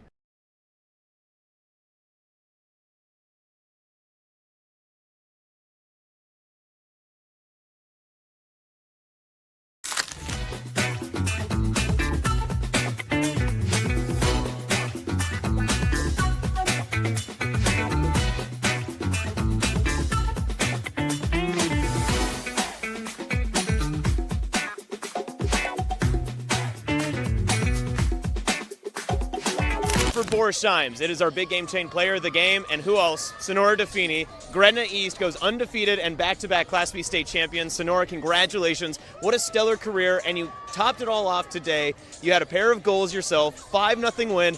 This is kind of all wrapped up in a perfect bow for you guys as a senior class. Yeah, it's been a really fun season for us. Obviously, I couldn't have done it without an amazing team and amazing teammates, and we're all just there for each other every single day, and I'm just going to miss them a lot.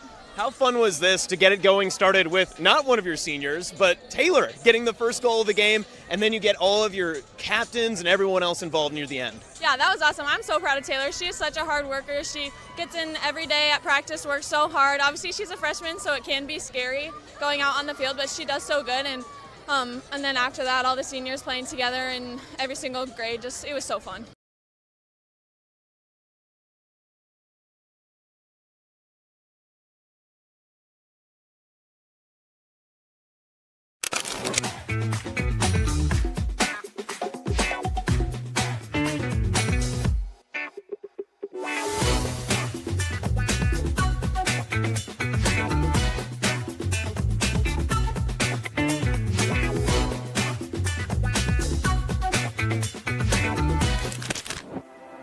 At Centros Federal Credit Union, we have the tools and resources to help our members fulfill their financial goals. With a focus on building a stronger community for the next generation of leaders.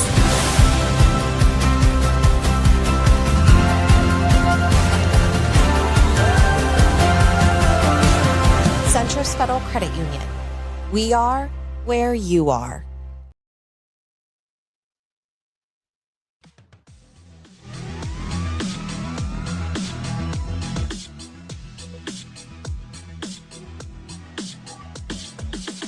You're listening to Hurrdat Sports Live.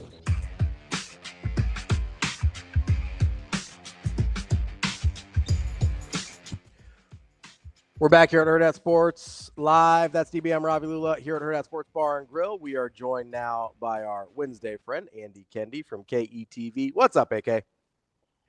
Morning, boys. What's happening? AK, you up and at 'em already? Because you're this is the grimy. This is go time for you. Oh, yeah. And let me tell you how I set the table for the week, boys. I went to the Milwaukee Brewers Minnesota Twins game on Sunday, which sounded like a great idea, and it was great. It was great to see old friends and what have you. But that required me to get up at 6 and drive back to Omaha at Monday and do a full day. So I'm still catching up from that. So Good. Let's just say I didn't just drink Diet Coke on Sunday either. I'm just telling you that much. So Are you feeling a little old manny? Oh my goodness. Holy cow. That trip I used to be able to do in my sleep, and that's a long 500 miles. So Yeah, I mean, AK, you couldn't have picked a better week to try and catch up on your sleep after a quick trip up to the Milwaukee, Minnesota game there. Is this we were talking about this earlier. Is this the busiest week of the year for you? It's got to be close. Yep, yeah. And I say, where is this stuff in like mid-July? Like, can't we sprinkle in one of these events? Well, we're not in school, AK, fortunately. I know. You want to go Iowa only summer high school baseball? Is that what we're trying to do here? That's what I'm talking about. We can mix in some, even bring in softball, do a little softball action that Iowa does in the summer months too. But it is.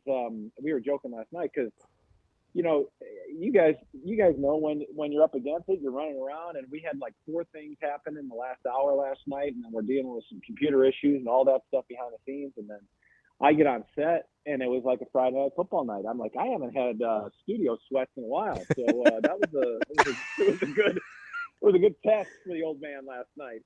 But yeah, to have baseball happen what it did last night in Nebraska, and have it finish up the way it did, and to have a terrific couple of soccer games yesterday. Yeah. And Westside Omaha South and Westside just went back and forth. It was a terrific sports night, local sports night. And then you throw on top of all this stuff is that one of the great events in the state starts today, though, my only complaint is that it's not all 4 classes going at once, but I understand they want to spread it out. But it's Class A and B today in state track and field over at Brooks Stadium, and we're going to see some terrific performances. So, yeah, it is a great time of year. I just kind of wish it wasn't all in like a 7 to 10 day period. We're forgetting baseball, and it's crazy because. Oh, by the way, baseball, and that's the thing, guys. We were talking baseball yesterday. I was just talking about this yesterday. I mean, 3 classes of baseball, 3 different sites. I mean, you got to have a staff of like 15 to even think about covering everything. And, for whatever reason, you got to prioritize and whatever and make your choices. So, yeah, it is a challenge. I've actually just emailing our desk right before you guys called. And, by the way, softball has availability. Nebraska softball has availability today at 12:15. Jordy's going to talk before they leave for Tennessee. And it is a jigsaw puzzle, but that is not a complaint. It's more of a, man, we live in a pretty cool sports area. Pretty safe to say, and I'm a West Side guy, so I know what I'm saying, but at least they have 2004. Skyler, the best story going? I'll tell you what, for that community, you guys, I don't know. I've been up to Skyler. I have too. I did a youth camp up there not too long ago. I'm telling you, if you never been, and here's the thing, like my kids were really into Hamilton. I mean, they still are, but back when Hamilton really broke, I have, my wife had something going on today, and she's like, "It's all you. It's a dad fun day, whatever." And I said, "You know what, guys? Let's go to Schuyler. Let's go to Schuyler." And we went up there and we walked around and toured around. And it is a underrated community, and for that community to rally around, and I know it's undergone huge changes. Yeah. But for that community to rally around that soccer team, and to hear those kids speak with such pride after winning that state championship, come on, how can you not feel good about that story? That was a cool, and that's what this time of year is all about. Stories like that, a Schuyler team that I don't think anybody gave much of a chance to pull off what they did last night, and good for them. And that's great. They got, now, no matter what happens in the future, they got that gold trophy sitting in the trophy case, and they can always point to 2025, and that's a cool deal. Does your sphere of influence want track the classes all back on the same day, at the same time? Does your sphere of influence do like, not just professionally, but like the people, your fellow brethren want A, B, C, D back together again for state track? I think so, just from a standpoint of comparison, right? I mean, how do you compare somebody who's a top-notch sprinter or a distance runner in classes C and D that get different weather conditions on Friday, Saturday, than you can compare A and B that might have completely different weather conditions today? Yeah. That's the thing that really kind of, it's really frustrating for me to see it. And I understand why they've spread it out over 4 days, facility parking, in terms of support and what have you. But same token, the track meet is track meet, right? And so track and field meet. So you want to have the same conditions, keep all the kids on a level playing field. And that, for me, when you say all class gold, when you do this now, when you split those classes up, is the all class gold? Yes, it's meaningful. It's all class gold. Great. But when you get down to it, did the class, A kid who just missed out by 0.15 because he was running the last 100 meters in worse weather conditions than the Class C kid did, who won the all-class gold? I don't know. How do you do it? It's almost apples and oranges. I just, and there's something to be said. You guys know it. It is really a cool event. And there's nothing like all 4 classes coming together. You've got schools from all over mixing and matching. And I know it's an incredible undertaking. I get that. But, this is just pie in the sky talking here. And again, old guy, like the way it used to be. Change is hard. But you know what? They're going to make a great 4-day track and field meet with classes A and B, and it kicks off today. And I cannot wait to see what happens coming on later today. And, when we talk priorities, people say, how do you staff? Today it's me and Lauren, and I can't shoot anymore because I'm an old man because I got a bad back. And so, man, Lauren's out. I know. So Lauren's out there shooting track and field by herself. So somebody buy her a hot dog or a Diet Coke. I've got her hooked on Diet Coke. One of my spheres of influence. So AK, I'll trade for budgeted items. Would you like me to do some camera work for you? You don't have to pay me in cash. I'm telling you, DB, straight. Yeah, well, you can freelance for us. I'm in. I definitely I will trade for budgeted items. I will tell you this. I appreciate Ike Ackerman because he's a stud. And not only is he a stud, but he's a documented stud. Whoever shoots his stuff, I don't know if it's his dad or family member or whatever, and they post it on Twitter. Oh, they get it real time too, man. It's awesome. Yeah. And I'll tell you, it's horizontal video, not the vertical video, so it's made for television. I'm just saying, you have a better chance if one of your family members shoots a record-setting performance on a horizontal phone and sending it, putting it up on Twitter. I'll reach out and say, hey, can we use this? And yeah, that's great. This is what we're coming to now, and that's great. I actually reached out to Ike and said, hey, can we use this? He goes, oh my God, of course, use it all you want. And, is he not an amazing person? I don't know if secretly he's I don't know, got a hit list, but on the surface, he comes across as an amazing person. Yep. No question. Lauren did a story that we ran last night at 6. I think it's on my mouth.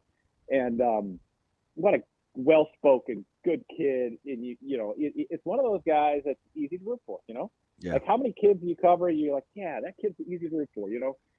He may go to a high school that, maybe it's not your high school or whatever, but you cannot help to root for a kid like that. And we'll see if he can break the all-time shot put records later on today. And that's one of the older records in the state. So that's going to be an interesting deal by a guy from Schuyler, by the way. We're on all over Schuyler. Yeah. The guy from Schuyler is the all-time record. I did not know the famous Dallas Sweet was an original Schuyler guy. I'm getting the backstory to kind of putting that program together for Schuyler, man. I like him even more now. Yeah, right? Yeah. It's a cool deal, man. And again, this is what this time of year is all about. When a community can do it and take that step, absolutely. And there's it is a proud community and good for them. Dallas Sweet, Schuyler New. How about that? Isn't that something? The Yeah. all-time nice guys. AK, so what are you doing with Knoxville versus the Big Ten tournament? Versus, well, again, you could go to yeah. Prasco Park and ride the Ferris wheel. All you have to do is say please and thank you. Everything is free. I know. Well, honestly, you can make a case to travel to like 4 different places this weekend, right? I think I'm gonna. So, I heard it's Chick-fil-A, which. Okay, I'm not gonna say anything, but Prasco Park with the guys from, I think it's a pharmaceutical company, and I think the only exchange for everything being free is just #be kind. Like Prasco Park may be the place to be. I don't know. Knoxville will be rocking too, though, and they got better food, so I don't know. We know DB's a big Nashville hot chicken guy. I don't like wet chicken, but I got a lot of other options. Right, for food, because what am I eating close to Cincinnati? Chili? It's too hot for chili. Big Skyline guy. No, I'm not. No, I don't rock with I don't rock with ketchup and beans. AK, so how are you gonna do it? well, I tell you, we discussed going to Knoxville. It is a big time. It's 14 hours. I looked 14-20 maybe. Yep. And that this day and age, you gotta budget your hours and who you're sending and what have you. So we're not going to be in Knoxville, but we'll still have coverage. We're getting help from our affiliate out there, and hopefully we'll get the same amount of coverage. We just won't have one of our you won't see Matt's beautiful face or Laura's beautiful face on the television introducing stuff. So they go to Oklahoma City. Yeah, you'll be there. Look out. Just have Matt jog. Like Matt's kind of shape. He could probably make it. Yeah, listen, if he starts this now, he might dude make it. blew by my barber shop the other day jogging, and it's right on the corner of 24th and Harney. And AK, I don't know if you know where you work, but 8th and Pacific is pretty far. Yeah. I don't care what route you take. Mm-hmm. I'm like, what in the? Did somebody drop him off? What are you doing out here? Or is he really jogging back to work? You should have stopped him. Hey, dude, you need a ride? I like a nice tight hairline. I did not want an impromptu part or a bald spot, so I sat my little behind right where I was. Maybe he pulled like a Rosie Ruiz, got dropped off at one checkpoint and ran to the next one. I mean, and he was rolling. AK. I'll tell you what, he would win the station mile competition, no question. It's nice, easy, light jog. Okay, buddy. Well, I hope you enjoy the rest of your busy day. What time are you heading over? I'm gonna head over about noonish. What side do you park on? Are you big east-west guy? Where It depends on what lot I can get into with the least amount of pain. I'm a west guy, especially with the new configuration there. Yeah, it's really nice. As long as you can get into that line, as long as there's room, absolutely. Shane's selling his parking spots for $20 an hour. That's the key. If you can get good parking, that's half the battle. You got to know somebody who lives around there. Yeah. Shane works for food too. She has too many kids. They may be like they may need their own spaces. Right. Yeah. Just imagine when those kids start driving, how many parking spots they're going to need. Who's buying the cars? There's like 12, right? It's like, come on. No, I know. I'm just kidding. She's great. All right, buddy. I wish you the best. All right, fellas. I hope your back holds up too. Okay, buddy. Have fun, AK. I know.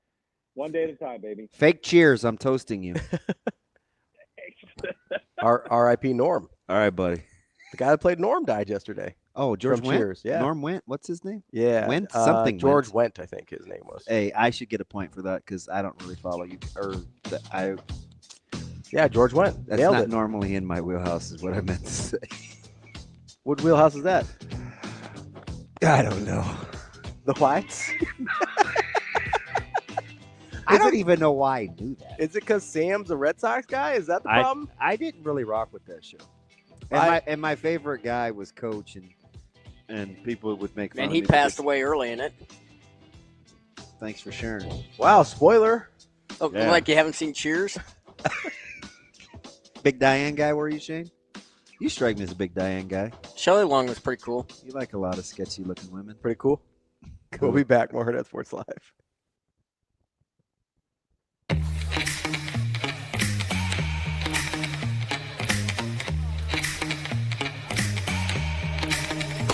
Give me that cheddar, bacon, Rico. Big bunny rolls like burritos. Give me that hot sauce, no pico. Give me that.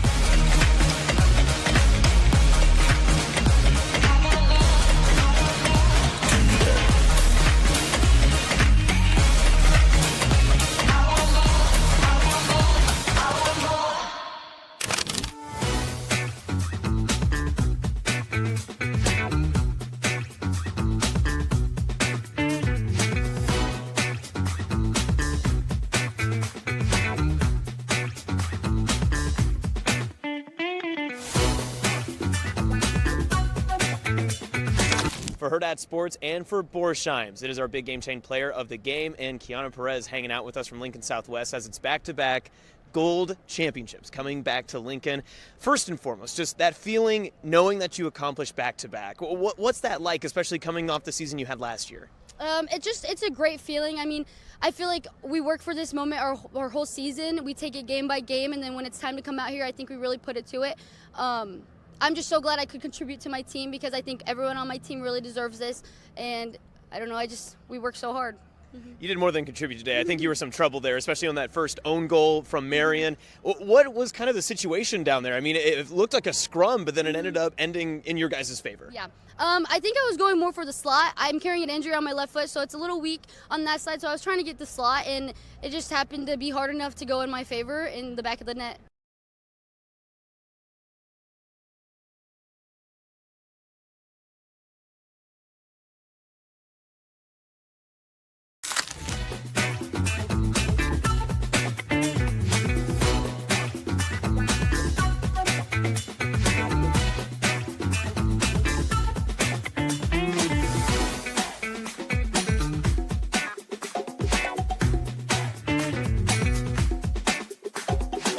For Borsheim's, it is our big game chain player of the game, and who else? Sonora Defini. Gretna East goes undefeated and back-to-back Class B state champions. Sonora, congratulations. What a stellar career, and you topped it all off today. You had a pair of goals yourself, 5-0 win. This is kind of all wrapped up in a perfect bow for you guys as a senior class. Yeah, it's been a really fun season for us. Obviously, I couldn't have done it without an amazing team and amazing teammates, and we're all just there for each other every single day, and I'm just going to miss them a lot. How fun was this to get it going started with not one of your seniors, but Taylor getting the first goal of the game, and then you get all of your captains and everyone else involved near the end? Yeah, that was awesome. I'm so proud of Taylor. She is such a hard worker. She gets in every day at practice, works so hard. Obviously, she's a freshman, so it can be scary going out on the field, but she does so good. And then after that, all the seniors playing together in every single grade, it was so fun.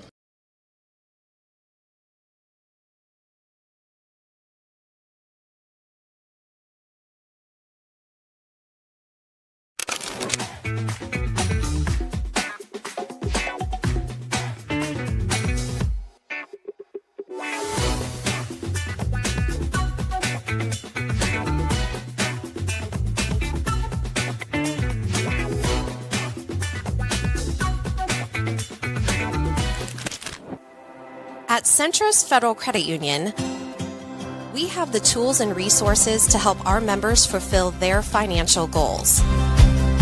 With a focus on building a stronger community for the next generation of leaders.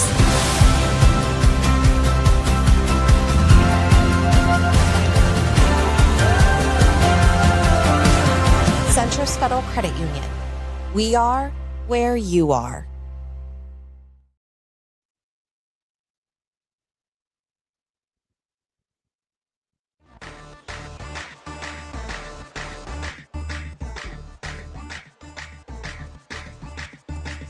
You're listening to Hurrdat Sports Live.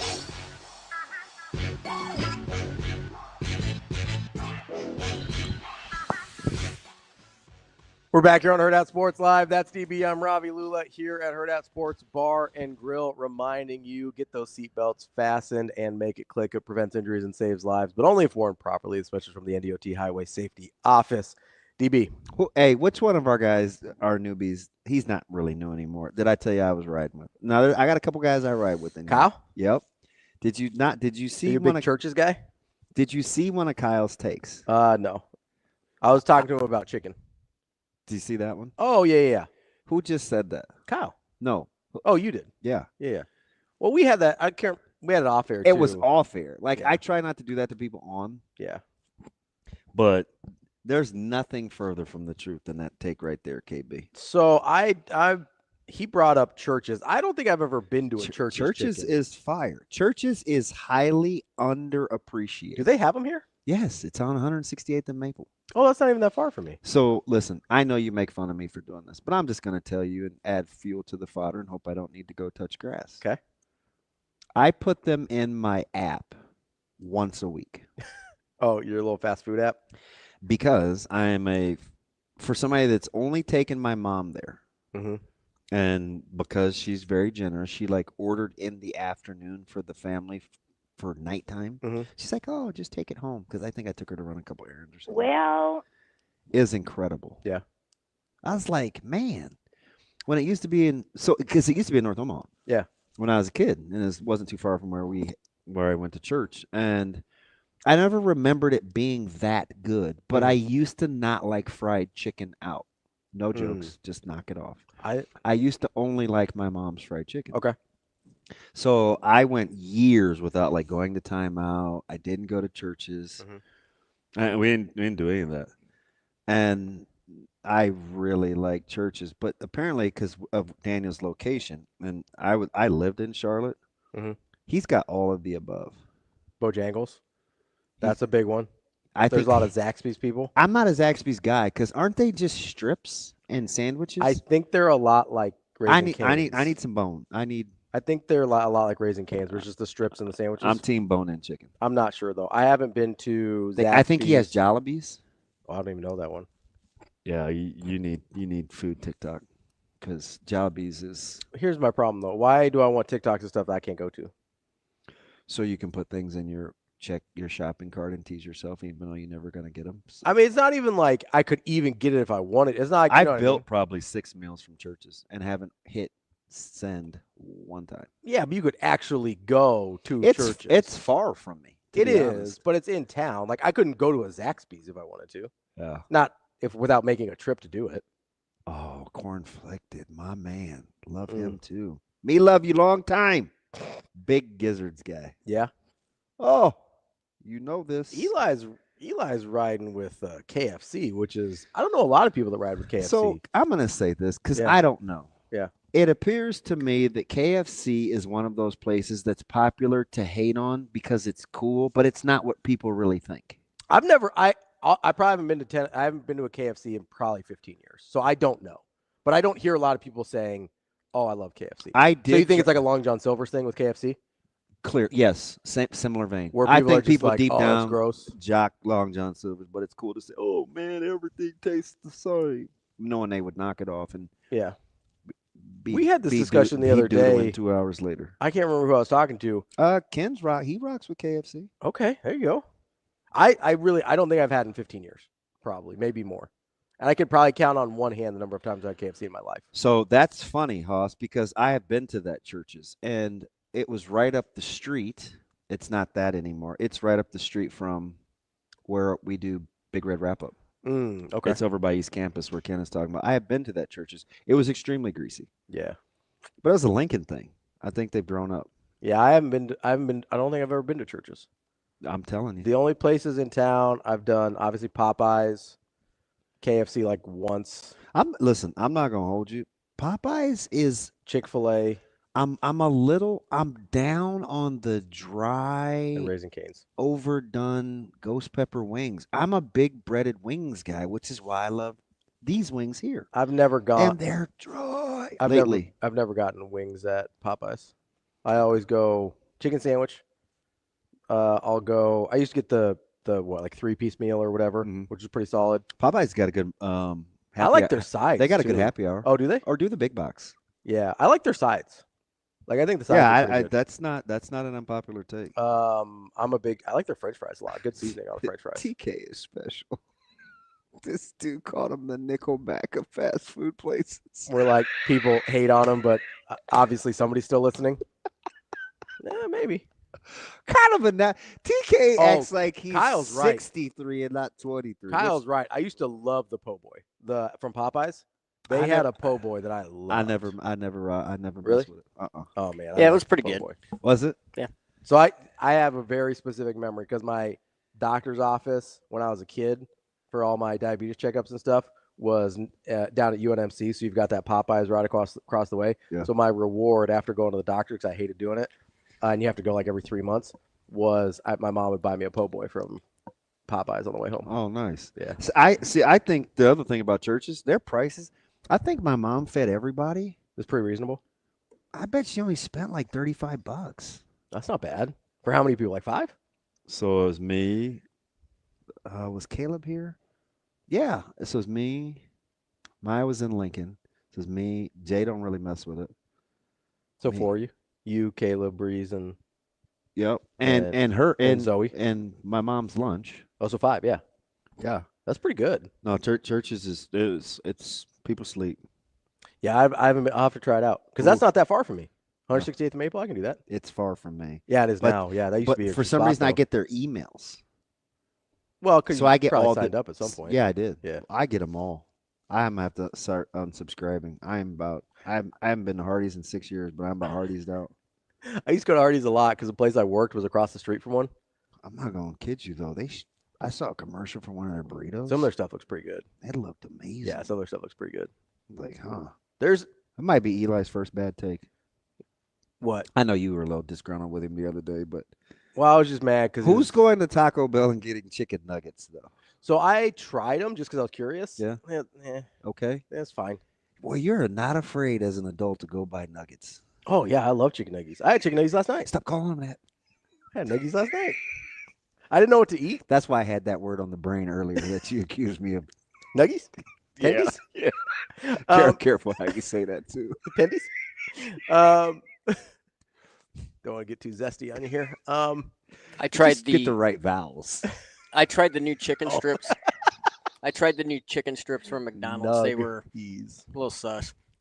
Were they? Yeah. The chicken strips from McDonald's? The new I ones. follow the McDonald's corporate chef on TikTok, and for the quality, he helped design them. Yeah. He says for the quality, they're pretty good quality. I don't know what the taste is or whatever. I might have to. They might have been made before I got there, so I might not have had the freshest of ones. So our guys that are doing the burger prowl, like not prowl, but that I follow, the first food eaters, I need to have them do chicken sandwiches because I need like fast food chicken sandwiches. Though. Okay, but listen, I need because there's 2 different categories. I think. I'm about 15 years off. Okay. I used to solely be an old school Burger King chicken sandwich guy. Because this is weird, but I went through this stretch where I didn't like a lot of breading, and the more breading, the less apt I was to eat the sandwich. Okay. Now it's like that's all everybody makes, the and bread. and it's fine. Like it's good, but there are so many now. Yeah, you got to kind of wade through it. Like, I mean, the only reason I have the Wendy's app was because of their chicken sandwich. I don't eat burgers there. I don't think I've ever had a Wendy's chicken sandwich. That might be the only place I have it. They got a bacon chicken club that's off the chain. Is it really good? Yes. I might have to check that out. It is. I do like a good chicken sandwich. Me too. Like I'll mess around with a good chicken sandwich. And especially now that with the Blackstone in my grill, that I'm not as apt to eat burgers out. Yeah. I will get a chicken sandwich. I generally, especially fast food. You know one thing I never order? What's that? A grilled chicken sandwich. Yeah, me either. No. They're not even grilled. I don't know why they say that. They just mean not breaded. Yeah. It's and not. you had the fake sear marks? Yeah, they like put the fake lines on them. I ain't rocking. Pass. I'm not rocking. No, I'll get some grilled chicken at a real restaurant, like not a fast food place, like a sit-down place, but I'm not getting grilled chicken at a fast food place ever. I don't get It's 100% grilled, pass. I don't get grilled chicken anywhere. Yeah, I'm not a fan there. Mm-mm. I do. I'd sit down and watch a series on best chicken sandwiches in Omaha, though.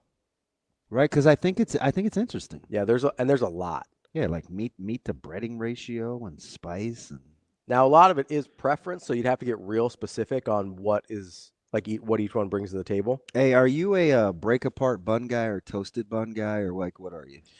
So it depends. I like a toasted bun, but some people, you can't overdo it, right? Because I don't want it to be too crunchy. I just want that real light crust, and then it's soft on the inside still. That's my preferred bun, just like a light toast. So I think they butter it to get kind of that almost crisp on it on the outside without cooking it for too long. But I don't really like. I think that crisp is important because that way the bun doesn't get soggy. Like it kind of insulates the bun from getting soggy. If you just throw a bun on there, it gets nasty. He said, Kyle, if you want healthy chicken, you ain't putting it on a bun with fixings. That ain't the point of getting a breaded chicken. No, I'm with you. If you're gonna do it, just do it. Yeah, if I'm doing it, I'm doing it. No half measures. You know? Although I will eat all the breading and not the bun and convince myself I'm making progress. Oh, hey, baby steps, you know. And I'll not. You've seen it. Knife and fork it. It'll still have the cheese, the bacon. I'll eat that thing like. Yeah. And I'll take it home and melt another piece of cheese on top so it'll hold. The Shocking. bacon won't get away from me. Good piece of cheese guy. Did you read Tony's tweet this morning? Yeah. I'm gonna have to move on from Tony. TG, that's your guy. Man. Oh, man. Let's take a quick break here. Coming back, I want to get to Wisconsin and Rutgers. We'll dive back into our middle class of the Big Ten. Can you give me a tease? Were you closer to being surprised or not with either of the schedule breakdowns? I was surprised on Wisconsin's. Okay. That's a tough schedule. It's out there. Just putting that out there. It's a tough schedule. That's one we'll get into with Wisconsin and Rutgers coming up next here on Hurrdat Sports Live.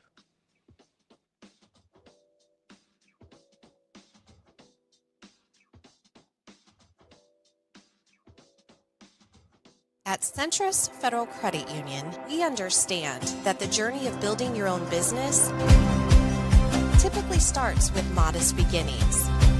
With a little help from our team of experts and small business loan offerings, you can take your vision and transform it into a more concrete reality. Centrus Federal Credit Union. We are where you are.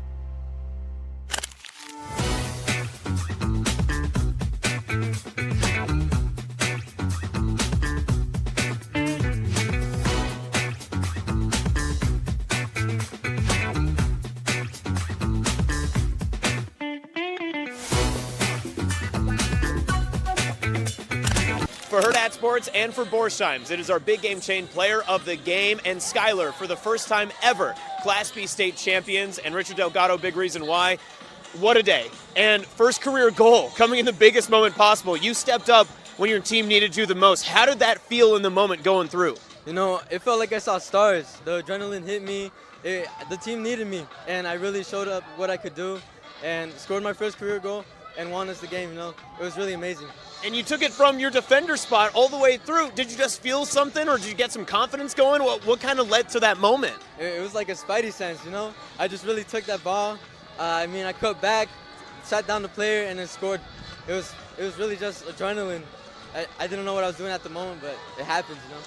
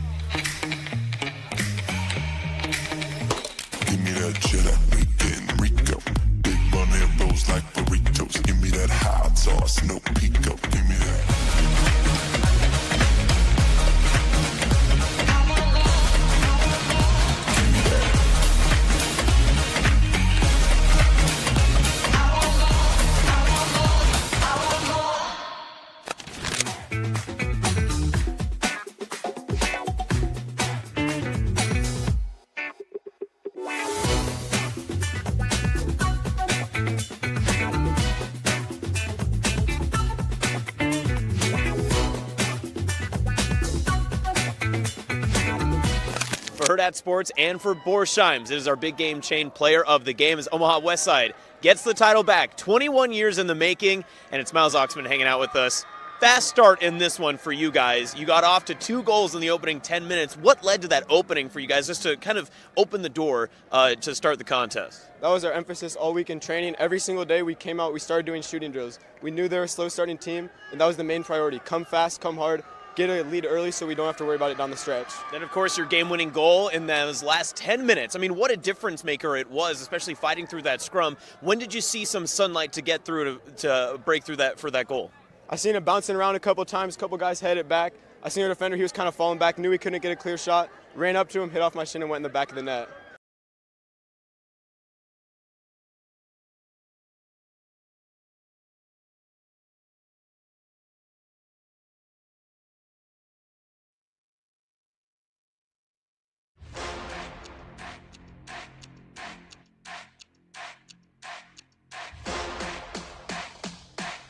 Welcome to Hurrdat Sports Live. Welcome back, Hurrdat Sports Live, presented by Centris Federal Credit Union. That's DB. I'm Ravi. Lulla, reminding you, if you've got to get into a new vehicle, maybe it's a motorcycle, maybe it's a recreational vehicle, if you need anything on wheels this summer, go check out centrisfcu.org. Voted best in Omaha for auto financing. Make sure you go check them out.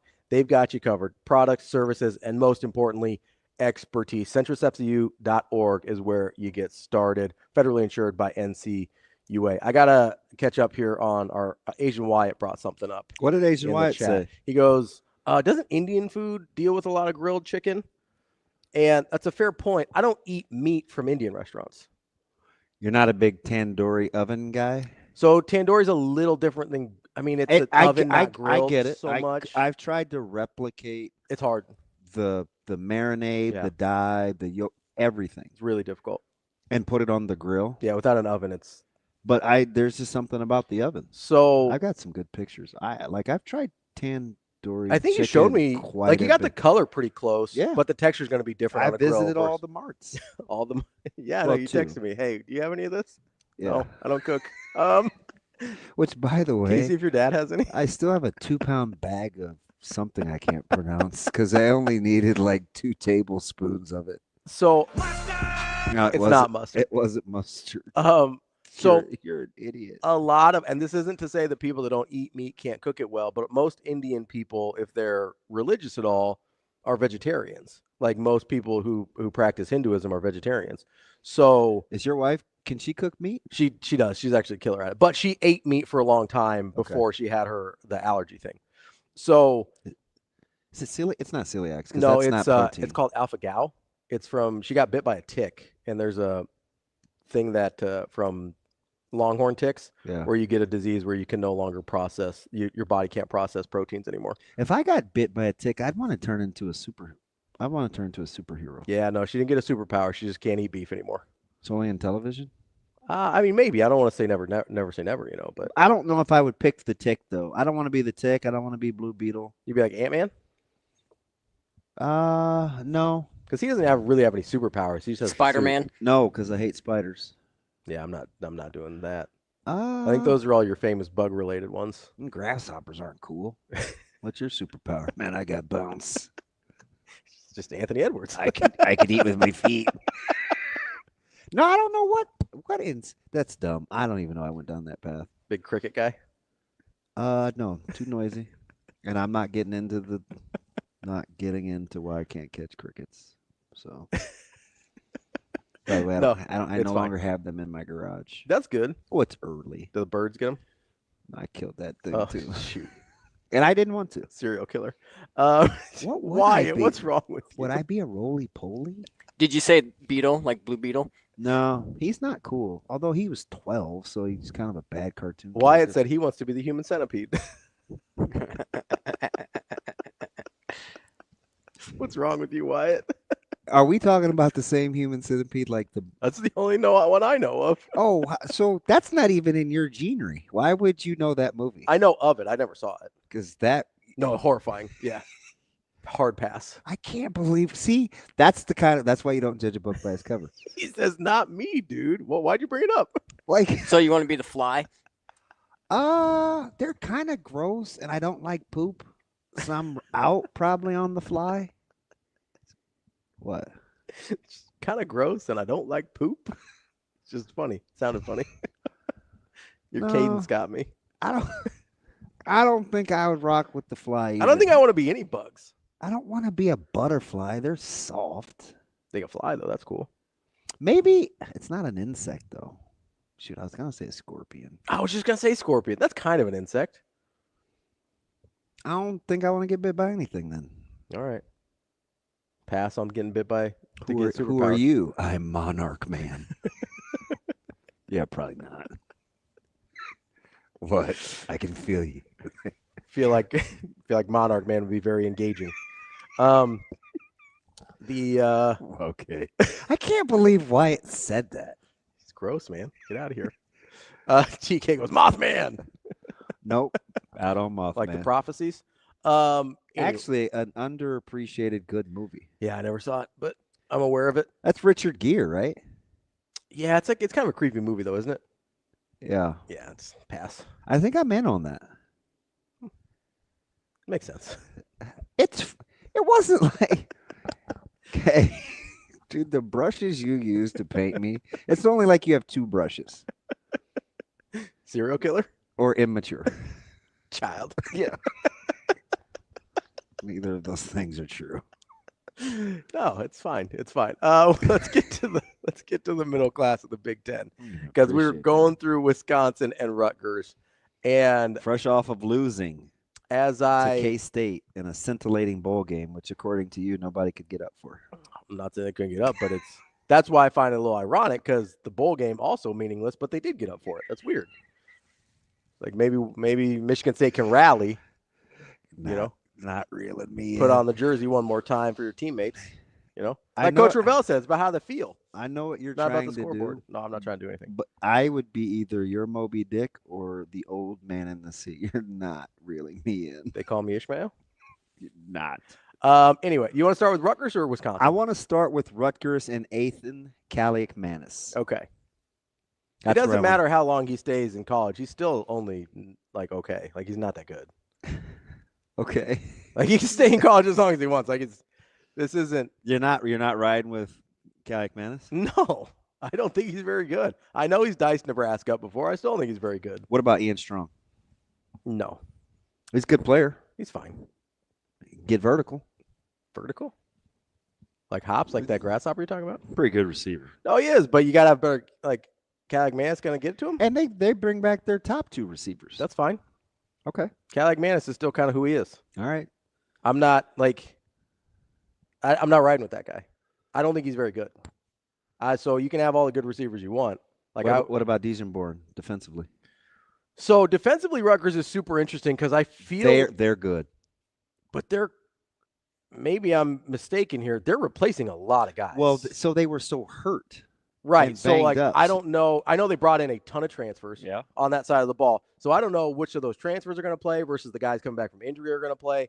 I know it's going to look a lot different than it did last year, regardless, one way or the other. Okay. So I don't know what that looks like. I don't know if you're going like all transfer D line with like O'Neal and Blue and You Weaver. gave Indiana the benefit of the doubt.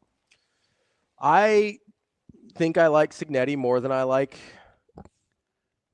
our guy Schiano, and I like Schiano. Really? Yeah.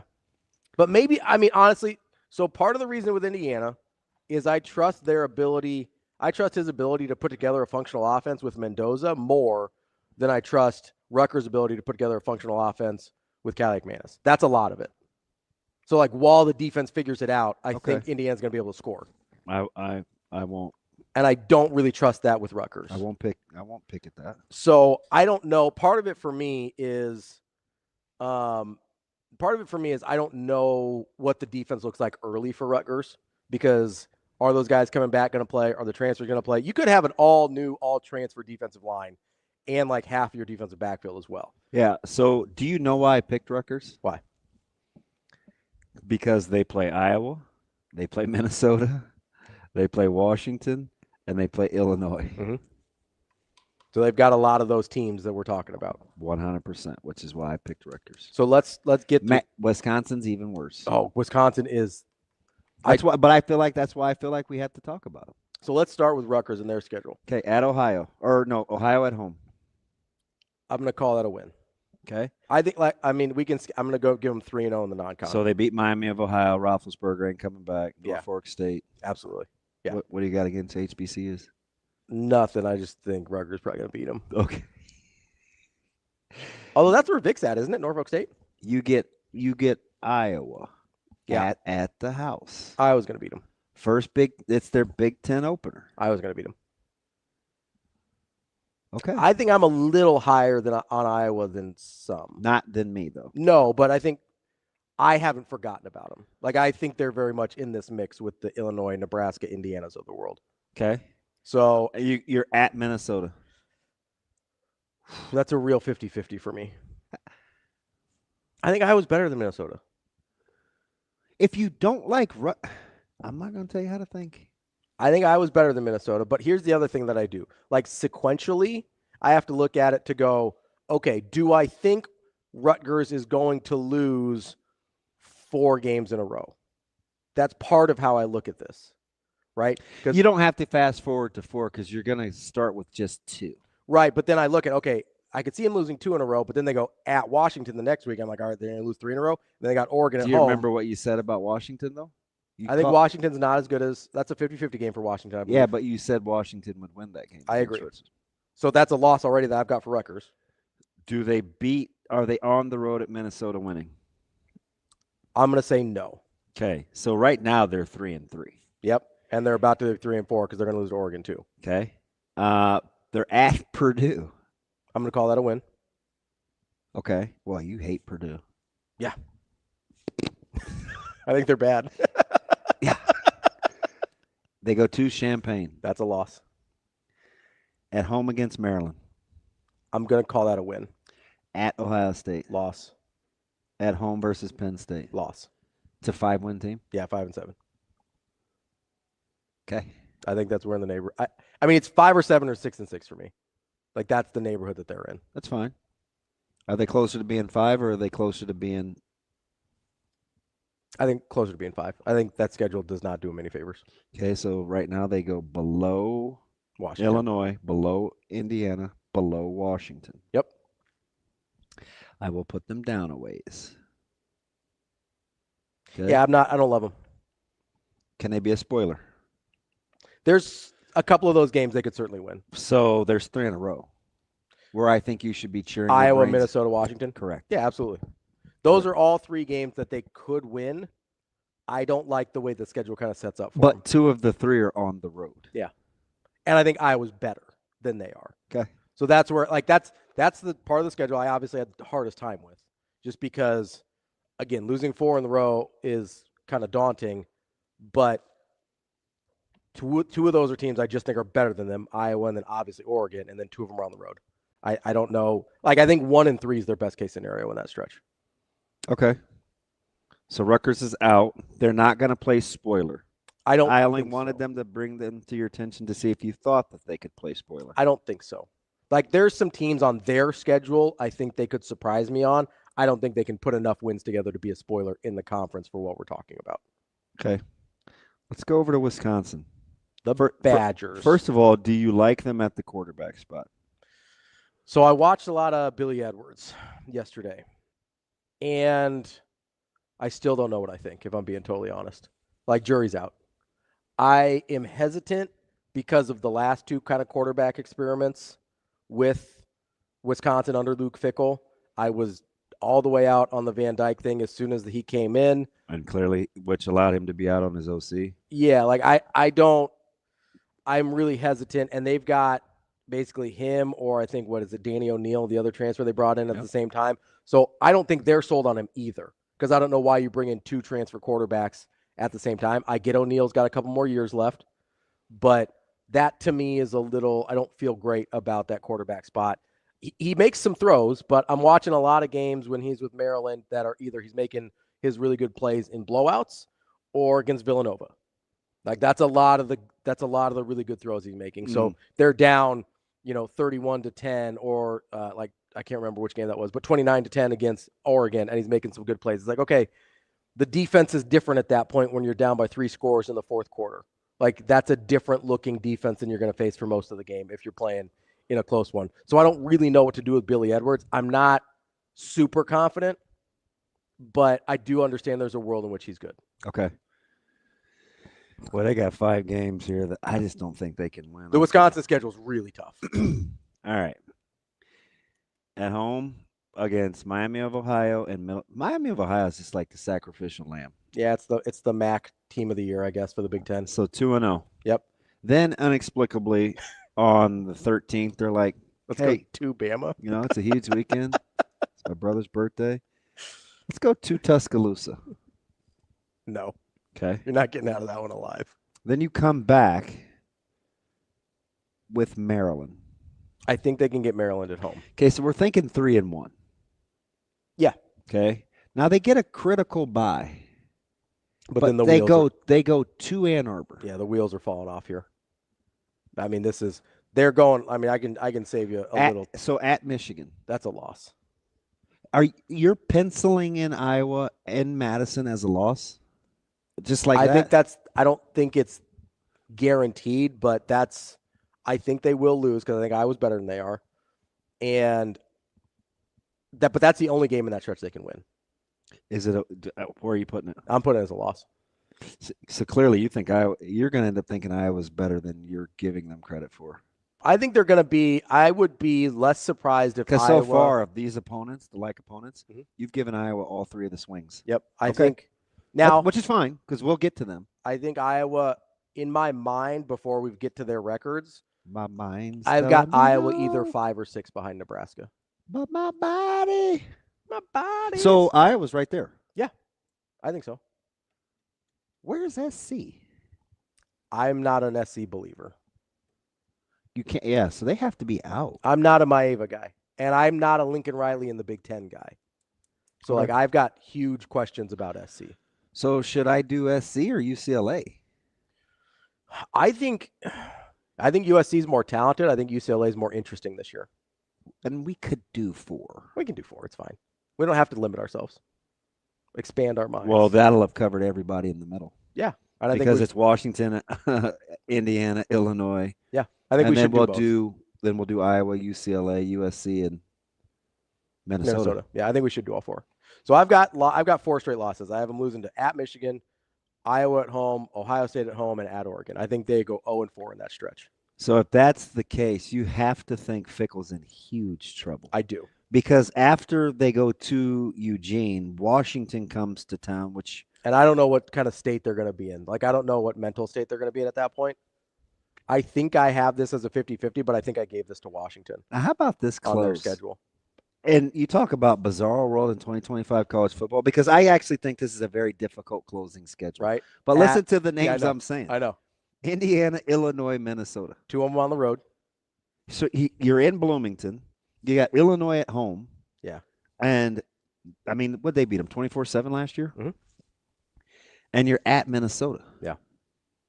Like, this is a rough stretch for Wisconsin. That's why when you asked me about the schedule, it surprised me. I didn't realize Wisconsin's schedule was this hard. But they can play. They can be a little spoily. They can. So games that I think they could win that I'm not sure that they will. So games I think they could win. They could win Iowa at home. That's on the table for sure. They could win with Washington at home. I think they could win at Indiana because I'm not huge on Indiana. I don't think they will. That's weird. That's probably it. I don't think they win against Illinois or at Minnesota. You said Indiana was closer to 9 than 8. I do, but I also think there's a world in which Indiana really comes back to the pack and gets like a 7. Like, I think that's on the table. I wouldn't bet on it, but I think that's on the table. So it's safe to say in the last day and a half, the easiest schedule you've whipped through was Indiana. Yeah, in terms of who I think. Yeah, wins losses. I think so. The least amount of resistance. If Indiana had this schedule, I've got them at like 5 or 6. You talking about Wisconsin? Wisconsin's schedule is a juggernaut. It's tough. Like, I don't feel like they get Michigan, Ohio State, and Oregon. And then they still get Illinois and Iowa. And you're on the road against Michigan and Oregon. Like this is a brutal schedule. I know Nebraska fans think the Big Ten doesn't do us any favors a lot of times. They did not do Luke Fickell any favors. And I do think he's in a lot of trouble because I think the tenor around him. Wisconsin's win total is 5.5. And I think I'm probably under. I only see like 4 wins that I feel Miami, Middle Tennessee. I'm going to say Maryland. And then I don't know. I don't think they lose out after Maryland, but I don't know which game they win. Or 2 games they win. But they'd have to get 3 of them to get the over. I don't see it. I don't see 3 more wins on the schedule. This is a brutal schedule for Wisconsin. And I think here's part of the problem is I think the tenor around Fickell has gotten super sour already coming off of the first 2 years. Mm-hmm. And so let's say they go at Michigan, or let's say they get just mollywopped at Alabama, right? Don't say that word. Okay. Which word would you prefer? Not that one. Okay. Let's say they get another guy stole that from another one of my guys. Okay. Let's say they just get absolutely blasted at Alabama. Foreman should have trademarked it. Okay. Let's say they just get absolutely lambasted at Alabama. Yeah. Okay. Things are going to be pretty uncomfortable for him in Madison. And then let's say again, they go at Michigan, get whooped again. This thing could fall off the tracks for them in a hurry. Like by the time you get to Ohio State, they could already be having hot boards and like having discussions about replacements. And we're starting with a fan base that's clearly not happy right now. That's already. The thing. That's why I started with the tenor of where he starts, right? They're not starting with, hey, we love this guy, we want him to be successful. They're starting with, why'd you change our offense? Why'd you bring up the air raid? Why'd you bring in Phil Longo? Why'd you do this, and this that's been successful and for you the last never 25 years? You never had the Godfather on board. Yeah, you never had Alvarez bless it. Which was divisive from the jump. Like this is I know people have brought this up. The Fickell situation is very similar in Madison to the Callahan one at Nebraska. Just where like it was never really a guy they seemed to get on board with. He came in with a resume that got some people excited, but just the way he went about things felt culturally not a fit in Wisconsin. And even though I still think Luke Fickell's a good coach, and I still think Bill Callahan's a good coach, like it got a situation that became untenable in a hurry, and I don't know how he recovers it. With this schedule, I don't know how he could, because I think he'd have to win like 9 games this year for them to feel good, and there are not 9 wins on that schedule. So I thought this was interesting just in researching this deal over the last handful of, because I'm really the only one that knew where I wanted this schedule to go, schedule talk to go. So I appreciate you playing along. Here's this is the consensus top 5 toughest games for Wisconsin. Let me know if you think any other team has this in the Big Ten. Okay. Alabama, Illinois late in November. You're at Michigan. You're at Oregon, and you have Ohio State at home. I don't think anybody's close. I don't know anybody. So if you're saying, a lot of the people we've talked to, right, the top 5 teams in the Big Ten, Oregon, Ohio State, Penn State, and then either Michigan or Illinois has been in the top 5 or 6 for almost everybody, right? The only team they're missing is Penn State. I know. Like, that's bonkers. That schedule sucks. Yeah. Like, I don't know how else to put it. I just think it's interesting, and I'm going to land this here in and a I second. didn't even bring up Bama. I just think it's interesting how I want to be clear here, but the last 3 games on their schedule are tough. Yes. And none of them are traditional Big Ten powers. Yep. So I'd like to reiterate to you, if Nebraska does what you want them to do, it will clearly have been job well done, good and faithful servant. It will not be easy, but we talk about it very casually about the jump we want Nebraska to take. So they're certainly not going to. I'm building the case, but I'm certainly high on Nebraska. I think I'm maybe building the case, and I don't know where this is going to go as I really carve into the next 4 team schedules. Mm-hmm. Am I building the case for something that is really, really, really, really good that we better stop and be able to appreciate and not take for granted? Mm-hmm.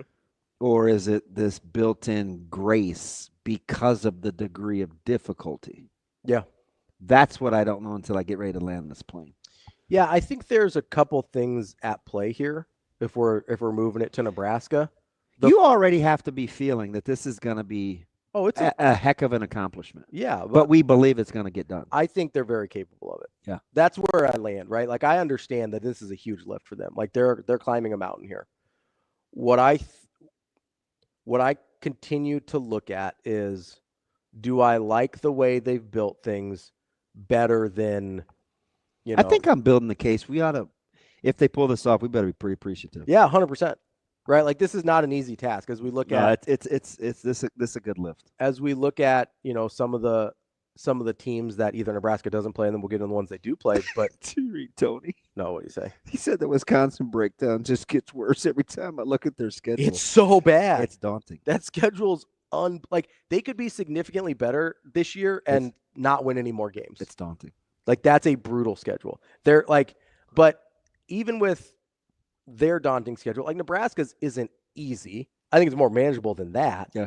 Depending on who ends up being good, right? We don't totally know because, Indiana last year looked like it would be a win before the year, and then it turned into Indiana, right? That's a playoff team out of nowhere. Although we're misremembering. You were paused, and you're like, hey, Cignetti's good. That was always the tricky game for me of the first handful. But nobody thought they were a playoff team. Correct. Right? Like, they more challenging than we expect Indiana to be, sure. Not a playoff team, right? So, and even in the moment, nobody thought they were going to get a boat race like they did. So you always have that outlier. I don't really know until I see Illinois this year. Like, I am really interested to see how the weight of their history kind of lays on this team, just because they really do struggle with success. So I'm really interested to see that. But if I'm talking about the way Nebraska's built, both culturally and roster wise, I will take my chances on a heavy lift. Do you trust me building the rankings backwards already? Do you want me to slot Purdue, Wisconsin, Rutgers as 18, 17, 16?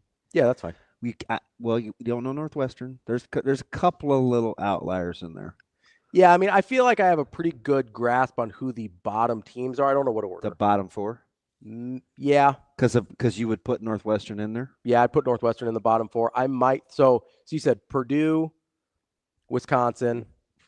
You only have Rutgers at 5 wins right now. Northwestern, Rutgers. I would maybe throw Maryland in that conversation as well. So bottom five, I feel good about. I don't know what order, but I feel like that's the bottom five of the league. Yeah, so 12 through 6 is pretty thick. Yeah, yeah.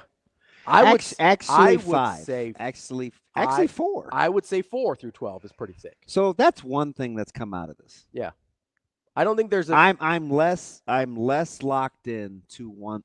I'm less locked in 1 through 5. Yeah. Than when I started. I'm very locked in 1 through 3. Like, I think that's I'm a no-brainer. I'm less locked in. After 3, I think all hand.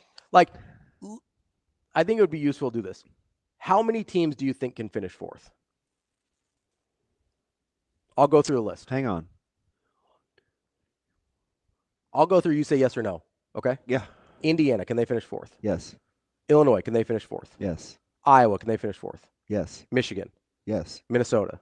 Yes. Rutgers? No. USC? Yes. Washington?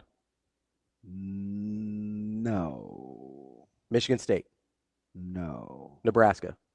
Yes. UCLA? No. And then I'm assuming no on Wisconsin, Northwestern, Maryland, Purdue. Correct. Is that 7 teams. Yeah, that's about right. That's a ton of teams that can finish 4th. That's about right. Because 4th place in the Big Ten is going to have a really good shot at being in the playoff. Okay. But I do this. Okay. Yes. But that's what I mean. That's crazy. But here's the thing, though. Yeah. If you're going to go the AQ route with the play-in with the 5th and 6th place team, which in essence is in the playoffs. Yeah. You only have to get to 6. I know, but that's next year, not this year. I understand that. Right. But that's your year. Yeah, no, I know. That's the year you're calling. 100%, yeah. If they get into 6th place by next year, I feel like I am right. Well, you will be. Yeah. Assuming that the proposal goes which through. would be incredible. Yeah, because I call it like 3 years out. And yeah, you got some grace because of the number of participants, but still. Yeah. You were saying that about a 4-win team that didn't look very good. Yeah. So you know what it is? I was thinking about this yesterday, actually, because I was trying to figure out what it was that just has me so bought in on Rule. Hey, tell these guys what you said yesterday when I said, "Hey, this is a tough exercise. Mm-hmm. It's difficult. It's only on paper. We're only using words, and you somehow and you cut me off. You go, I'm still going to find a way to get Nebraska to 4th. Yeah, and I'm like, don't do it out of spite. Just be as diligent as we are with these records. I'm just telling you. But I said that not because I'm just being defiant or whatever. It's because I actually think Nebraska is the 4th best team in the Big Ten. Like, I actually believe that. So maybe the records will work out and I'll have them at 5th instead of 4th, just depending on how it all plays out. But I sit here and I go, okay. Because you're not leaving yourself much wiggle room. I understand that. Right? Like this. I don't want any wiggle room. I don't want any wiggle room. Like, this is pretty. You start doing this is tough. If I'm wrong, I will eat it. Like, if I'm wrong, I will be 100% So wrong. at no point right now are you thinking, man, how am I going to get these guys to 4th? No. I think this is a really good football team. I think it's going to be a really good football team. And I like the confidence. Here's part of the thing, right? A lot of it is personnel. I really like the personnel. I don't know if people think I'm doing a bit with the defensive line or anything. I love this defensive line group. They have enough guys that I really, really like their skill sets, and I'm positive they're going to figure it out. Hang on, Ken. How do you get Rutgers to 8? And I like Rutgers. I don't even know if I could get Rutgers to 8. Let me go back. How do we get Rutgers to 8? All right, let's go back to the schedule. Okay, Ohio, all right, we got them 3-0. If you have them beating Iowa at home, they're 4-0. Yeah. I don't think that's a reach. No, that's on the table. I said that was on the table. Okay. Yeah. So let's give Ken that one. Okay. But then you go at Minnesota. I don't think they beat Iowa and Minnesota, but maybe that's just me. Let's say they win one of 2 on the road. You either win in Minneapolis or you win in Seattle. So you're 5-1. Okay. Lose to Oregon. Purdue gives you 6. Maryland gives you 7. You're not getting 8. Penn State, at Ohio State, at Illinois. You're not getting unless they sweep Minnesota and Washington. I find it hard to believe they're going to sweep Iowa, Minnesota, and Washington. But I don't have to squint to get to 7. I have to squint a little. I can get you to 7. Yes, to 7. Yeah. I thought you were going to say 8 in my head. I jumped ahead. I don't have to squint to get to 7. I have to squint pretty hard to get to 8. Huh. That's weird that's the one he picked at. Listen, I mean, part of this, but I do kind of see it. Part of this is a Kaliak-Banis thing for me. Like, I don't think you're winning 8 wins with that. I don't think you're in 8 wins with that guy at quarterback. I'm just telling you what he's going to be asked to do in that offense. It's not a reach. He doesn't have to take the cape off. No, he doesn't. But you have to be a little bit more dynamic offensively to get to 8 wins. And I don't think they are. Like, they have to replace a really good running back. So, okay. You were kind of him-hawing around about Illinois. What if they cough that one up on the road? I don't think they're going to cough that one up on the road for Illinois, personally. I mean, it's in Champaign. Yeah, I meant for them to win it for on the Rutgers road. on the road. Yeah, I'm more hem-hawing about Illinois as a top 4 team, not about being better than Rutgers. Yeah, so I'm just getting the sense you didn't really love Illinois last year because they're bringing back 18 starters, and I hear status quo. Yeah, I think they're going to be about the same as last year. Okay. I don't think there's a leap. Like, I think they sort of maximized the roster last year. I thought they did a really good job with that. And I think Brett Bielema was a really good coach. I like what he's doing in Illinois. But if I'm weighing everything, I think, like, sometimes status quo isn't positive. But you have Illinois ahead of Indiana. Yeah, because I think Indiana's going to fall back to the pack a little bit. Indiana overachieved last year. I thought they maximized. I don't think you can overachieve. Fair. I do think football is not. I think sustainability-wise, what Indiana did last year is harder to replicate. So I've got them falling back to the pack a little bit. I also do think, and I brought this up yesterday with Rourke and the skill set between Rourke and Mendoza. I think Rourke, despite not being as overall talented, probably had a perfect skill set for what they needed from Indiana in that offense. Mendoza, bigger arm, can make some different throws. I don't think he's got the consistent precision. Like this, I was thinking about this yesterday. Like Phillip Rivers probably had more arm talent than Drew Brees, right? About the same, but yeah. Drew Brees, more accurate precision than Phillip Rivers. Correct. So, like, Drew Brees would do better in a Curt Cignetti offense than I think Phillip Rivers would, even though Phillip Rivers, you could argue. That's a weird analogy because Rivers isn't somebody I would consider with above average arm talent. I was just trying to find it. I don't know. I was trying not to, like, make it a huge separation. Oh, something close. Between the two guys. Okay. Because I don't want to make it seem like Rourke is some bum off the street, and I don't want to make it seem like Mendoza is. How about Purdy and Cousins? Do you love the arm talent on either? No, but I'm trying to keep it similar, and I think one is. I think there might be a little. So I view Purdy and Cousins as more similar than I view Mendoza and Rourke. I would maybe go. You know who's? How about Tua? I'd say Purdy and Tua, because I think Tua's got a little better arm talent than Purdy. Oh. But Purdy is.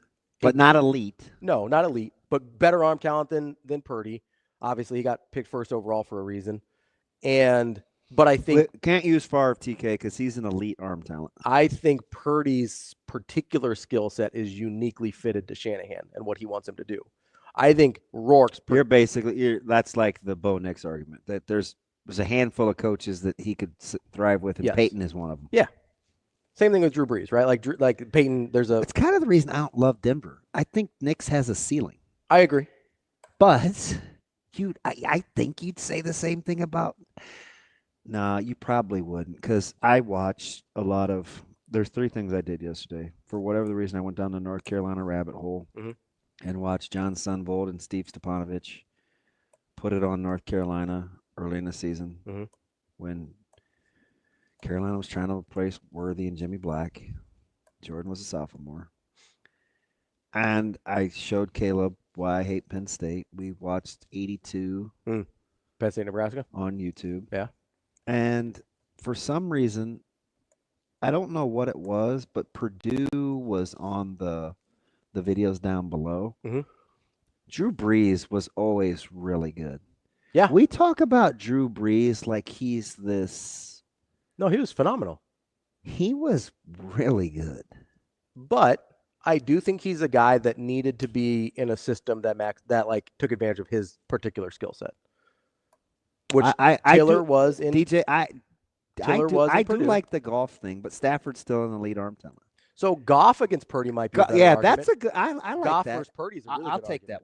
that one. Because Goff is amazingly accurate. Yeah. And he doesn't turn the ball over. Yeah, so Goff would be more of a Rourke in this situation. Yeah. Yeah. I think Goff is the Rourke. Yeah, that's fine. So who's the Mendoza then in that situation? Yeah, it probably needs to be a little more talented than Purdy. Yeah. So I mean, you could, if you want to go on a higher scale. I do like the Goff thing because if you want to go on a higher scale, Goff isn't a guy. Goff isn't a guy where you just watch him go do his thing, and you're like, wow, and you're like, ooh, I want that guy. Yeah, no, but he's really good. Yeah. But I think you have to have. I think that's what I still think that's Cousins, but I'm gonna get off of that. I do think there's a reason McVay felt frustrated by Goff.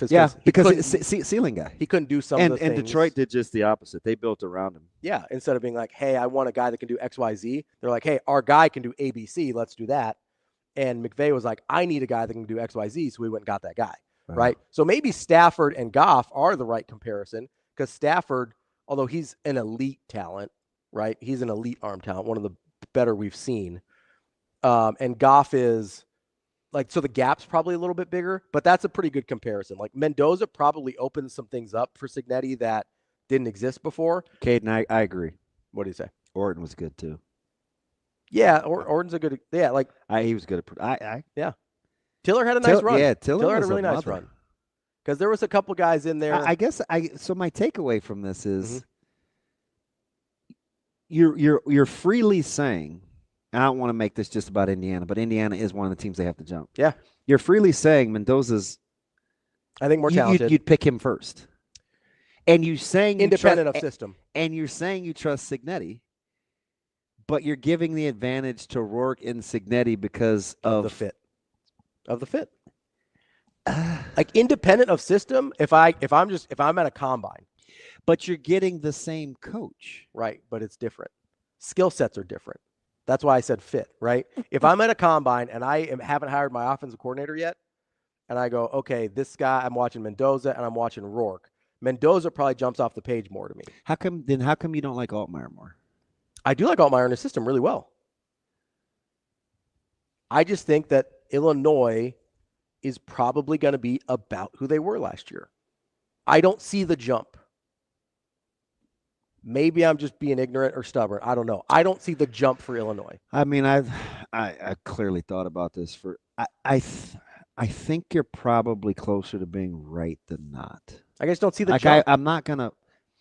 Like if I think they were good, and Vegas agrees with us, and they maximized a lot last year, then where do I think they have to go if they're bringing back almost the entire same team? Is it just the experience that makes them from a 9-win team that could have been a 7-win team? And I'm not taking anything away from the close losses or the close wins because you have to earn those, but could have been a 7-win team. Do I think they're closer to still being that 9-win team with that extra year of experience, or do I think they're going to take a leap? I don't see anything that Illinois did that I say, yes, they're definitely taking a leap. Okay. I think the leap was last year. Now I think it's status quo. Okay, so for tomorrow. Mm-hmm. All right, we got, what is today, Wednesday? Wednesday, yeah. This is going to be nice. So you have Illinois slightly ahead of Indiana slightly ahead of Washington. If we said all three teams can't win 8, you said Washington is closer to 5 than they are to 8. Indiana is closer to 9 than they are to 8. And Illinois is closer to 9 than they are to 8. Okay. I think both. So those teams are going to be somewhere in the middle. Yep. So we still have to do UCLA. These are all now Nebraska opponents. We have UCLA, USC, Minnesota, Iowa. Blind resume. Rank them. UCLA, USC, Minnesota, Iowa. Yep. How do you think you're going to come out in terms of where they're going to be in the standings? Yep. I probably have Iowa first. Then SC. I think then SC. Then Minnesota. Then UCLA. I think so. But UCLA, I don't know what to do with. Okay. Because if Nico's good, I like a lot of the toughness and the other things the way they played last year. Look, this is kind of a cheetah head. Yeah. Are there any of these 4 teams you're for sure certain after you go through the schedule you'd put behind Nebraska? No.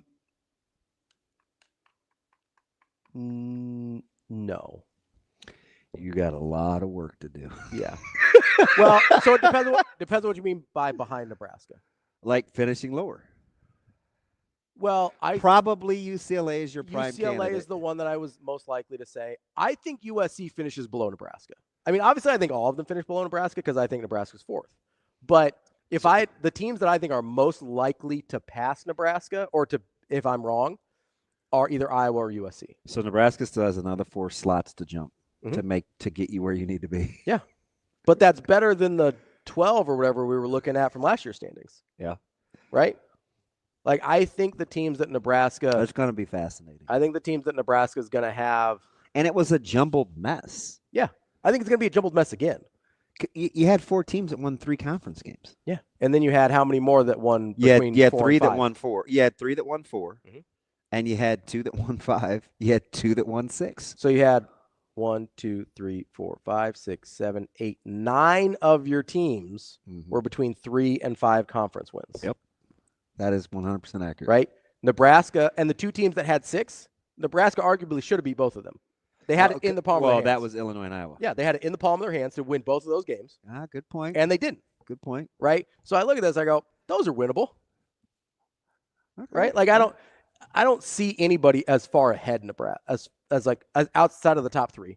I don't see anybody in this league as light years ahead of Nebraska. That's why when we're talking about passing them, I'm not looking at it as a racetrack where I'm going, okay, I got to, we just watched the Preakness. Well, that's why we're doing this exercise, though, because a lot of this isn't head-to-head. Yeah, but it is a jumbled mess, right? Yeah. But I think it's going to be the exact same jumbled mess that we had last year. I agree there, though. But that's why I think going through the schedule of the non-controllables, the teams that they don't play, matter. Because somebody has to go somewhere. Yeah. You can't just mythically say, oh, they're going to be 5th. Yeah. Okay, that's cool. How does that shake out? They got to jump 5 spots. Yeah, absolutely. I sit there and I go, okay, if I'm assuming we're going to have the same jumbled mess as we did last year after the top 3, which I think is true, then what does that look like? And I don't think it's crazy because let's just say, I don't know, if ifs and buts were candy and nuts, whatever, we all have a happy Christmas. So if you're dang right. I don't think it's crazy. Why you use Nebraska? I don't think it's crazy just to look here and go, okay, if Iowa and Illinois flip, right? Those games are in the palm of Nebraska's hand, right? They had it for the taking. They let it go. Yeah, that just makes Nebraska 5-4 though. It does make it 5-4, but okay, if we're looking at them as 5-4 last year, then nobody's pushing back at me at all on what I'm saying this year, right? Oh, I get it. You know what I mean? So it's not. I don't think it's a stretch. Because 5-4 puts them in the tiebreaker with Minnesota. Yeah, and Michigan. They're right in that pack. And then all of a sudden they'd actually be in a tiebreaker with Minnesota, Michigan, Iowa, and Illinois because they'd also be 5-4. And you'd win. And you'd have those head-to-heads over Iowa and Illinois. So I'm sitting here looking, I'm like, it's really, when I look at it that way, I'm like, it's really not that much of a stretch. Now, the stretch that I think we're all dealing with mentally, maybe not you, but I think as a fan base, is nothing's gone right for 20 years. Right. Right? But I also know, and I'm doing the same thing with Illinois here. Until it's no longer true, you kind of assume. How much of this has to do with the fact that you think like a team like Illinois is closer to their ceiling than Nebraska is? 100%. That's exactly right. Okay. I think Nebraska's not. Last year, I didn't think Nebraska was anywhere close to their ceiling. That should have been a 9-win team last year. I'll die on that hill. That's a 9-win team I watched last year. The team that just. You know the funny thing. You know why I'm laughing? Because I'm right.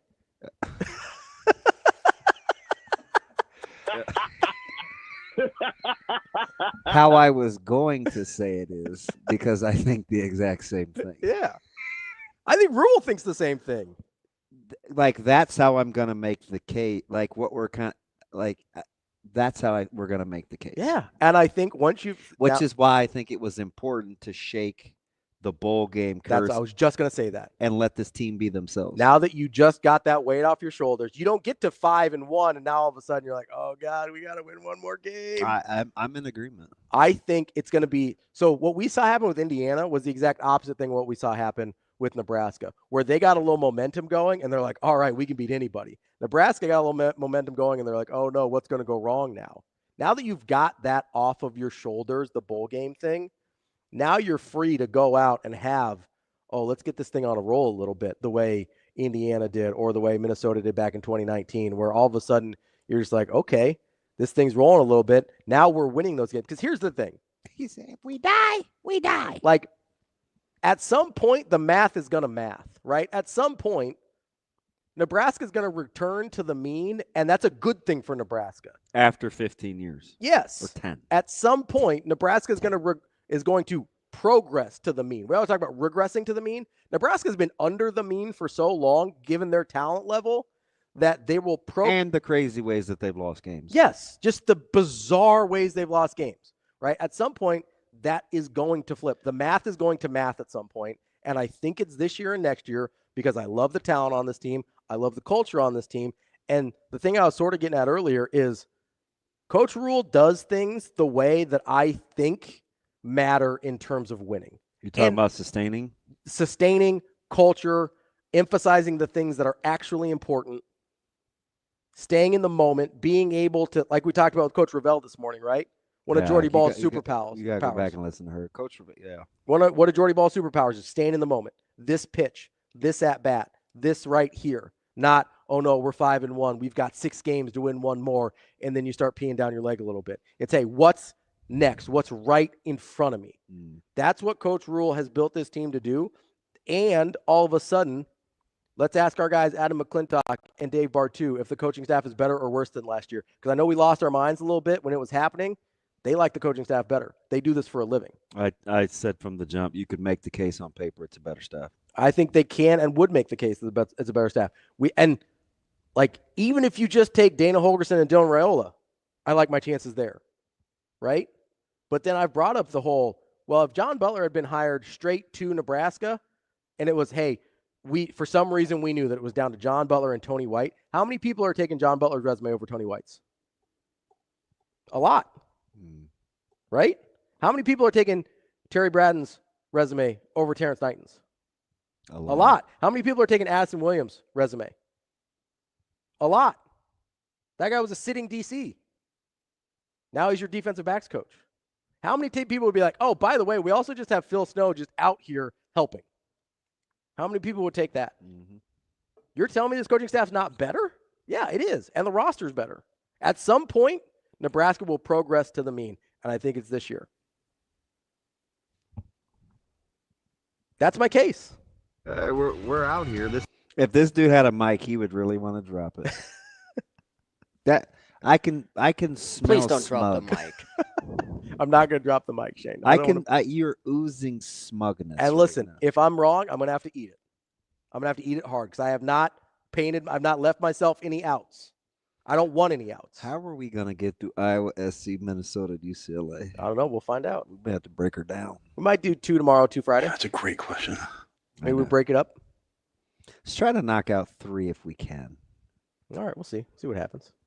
I'll be ready for all of them because I've been thinking about it. Been doing a little thinking. Well, listen. You know me. Like I'm in the solutions business, so I'm gonna get on. I'm not just gonna say something like, "Oh," I'm gonna tell you how I think we're gonna get there. Yeah, I'm gonna have to get into a little deep dive tape on Gronowski. I'm gonna have to. It's a lot. Yeah. Yeah, and listen, SDS. I know how good they were. I do. That dude was good. I also know. And you know what you're gonna say? Yeah. That offensive line was fantastic. Yeah. I also know that the Big Ten's gonna be something else. Yeah. It just is. Right? I think the biggest thing, though, with the conferences is the assistants. Sure. I mean, the talent, sure. Yeah. Especially over I just think week over out. week. Week in, week out. Yeah. Like, it's tough. The adjustments, I think, that assistants make on the fly in this conference are incredible. You see it every game. And I'm floored. And it's too much sometimes to talk about through a broadcast. But the cat and mouse is fantastic. It's unbelievable. I think our friends over Matrix Analytical will tell you this is the best coached conference in the country. I already made the case. And it's not close. And if you think the SEC has better talent, then how does the Big Ten have such success head-to-head? And look at the guys that they're getting drafted pretty close. Has to be coaching. Has to be. That's how they make it up. Because there's no argument the SEC recruits better talent on the front end. Yeah. But how does it end up flipping on the back end? Or at least being close on the back end? It's the coaching. The coaching's better. I don't know. We'll get to some of these teams that are actually on Nebraska's schedule tomorrow and Friday. That's DB. I'm Ravi Lulla. Don't forget to come in Hurrdat Sports Bar and Grill. Get some of those beef tachos for dinner tonight. We'll be back tomorrow here on Hurrdat Sports Live. See you. Have a good day. Love you.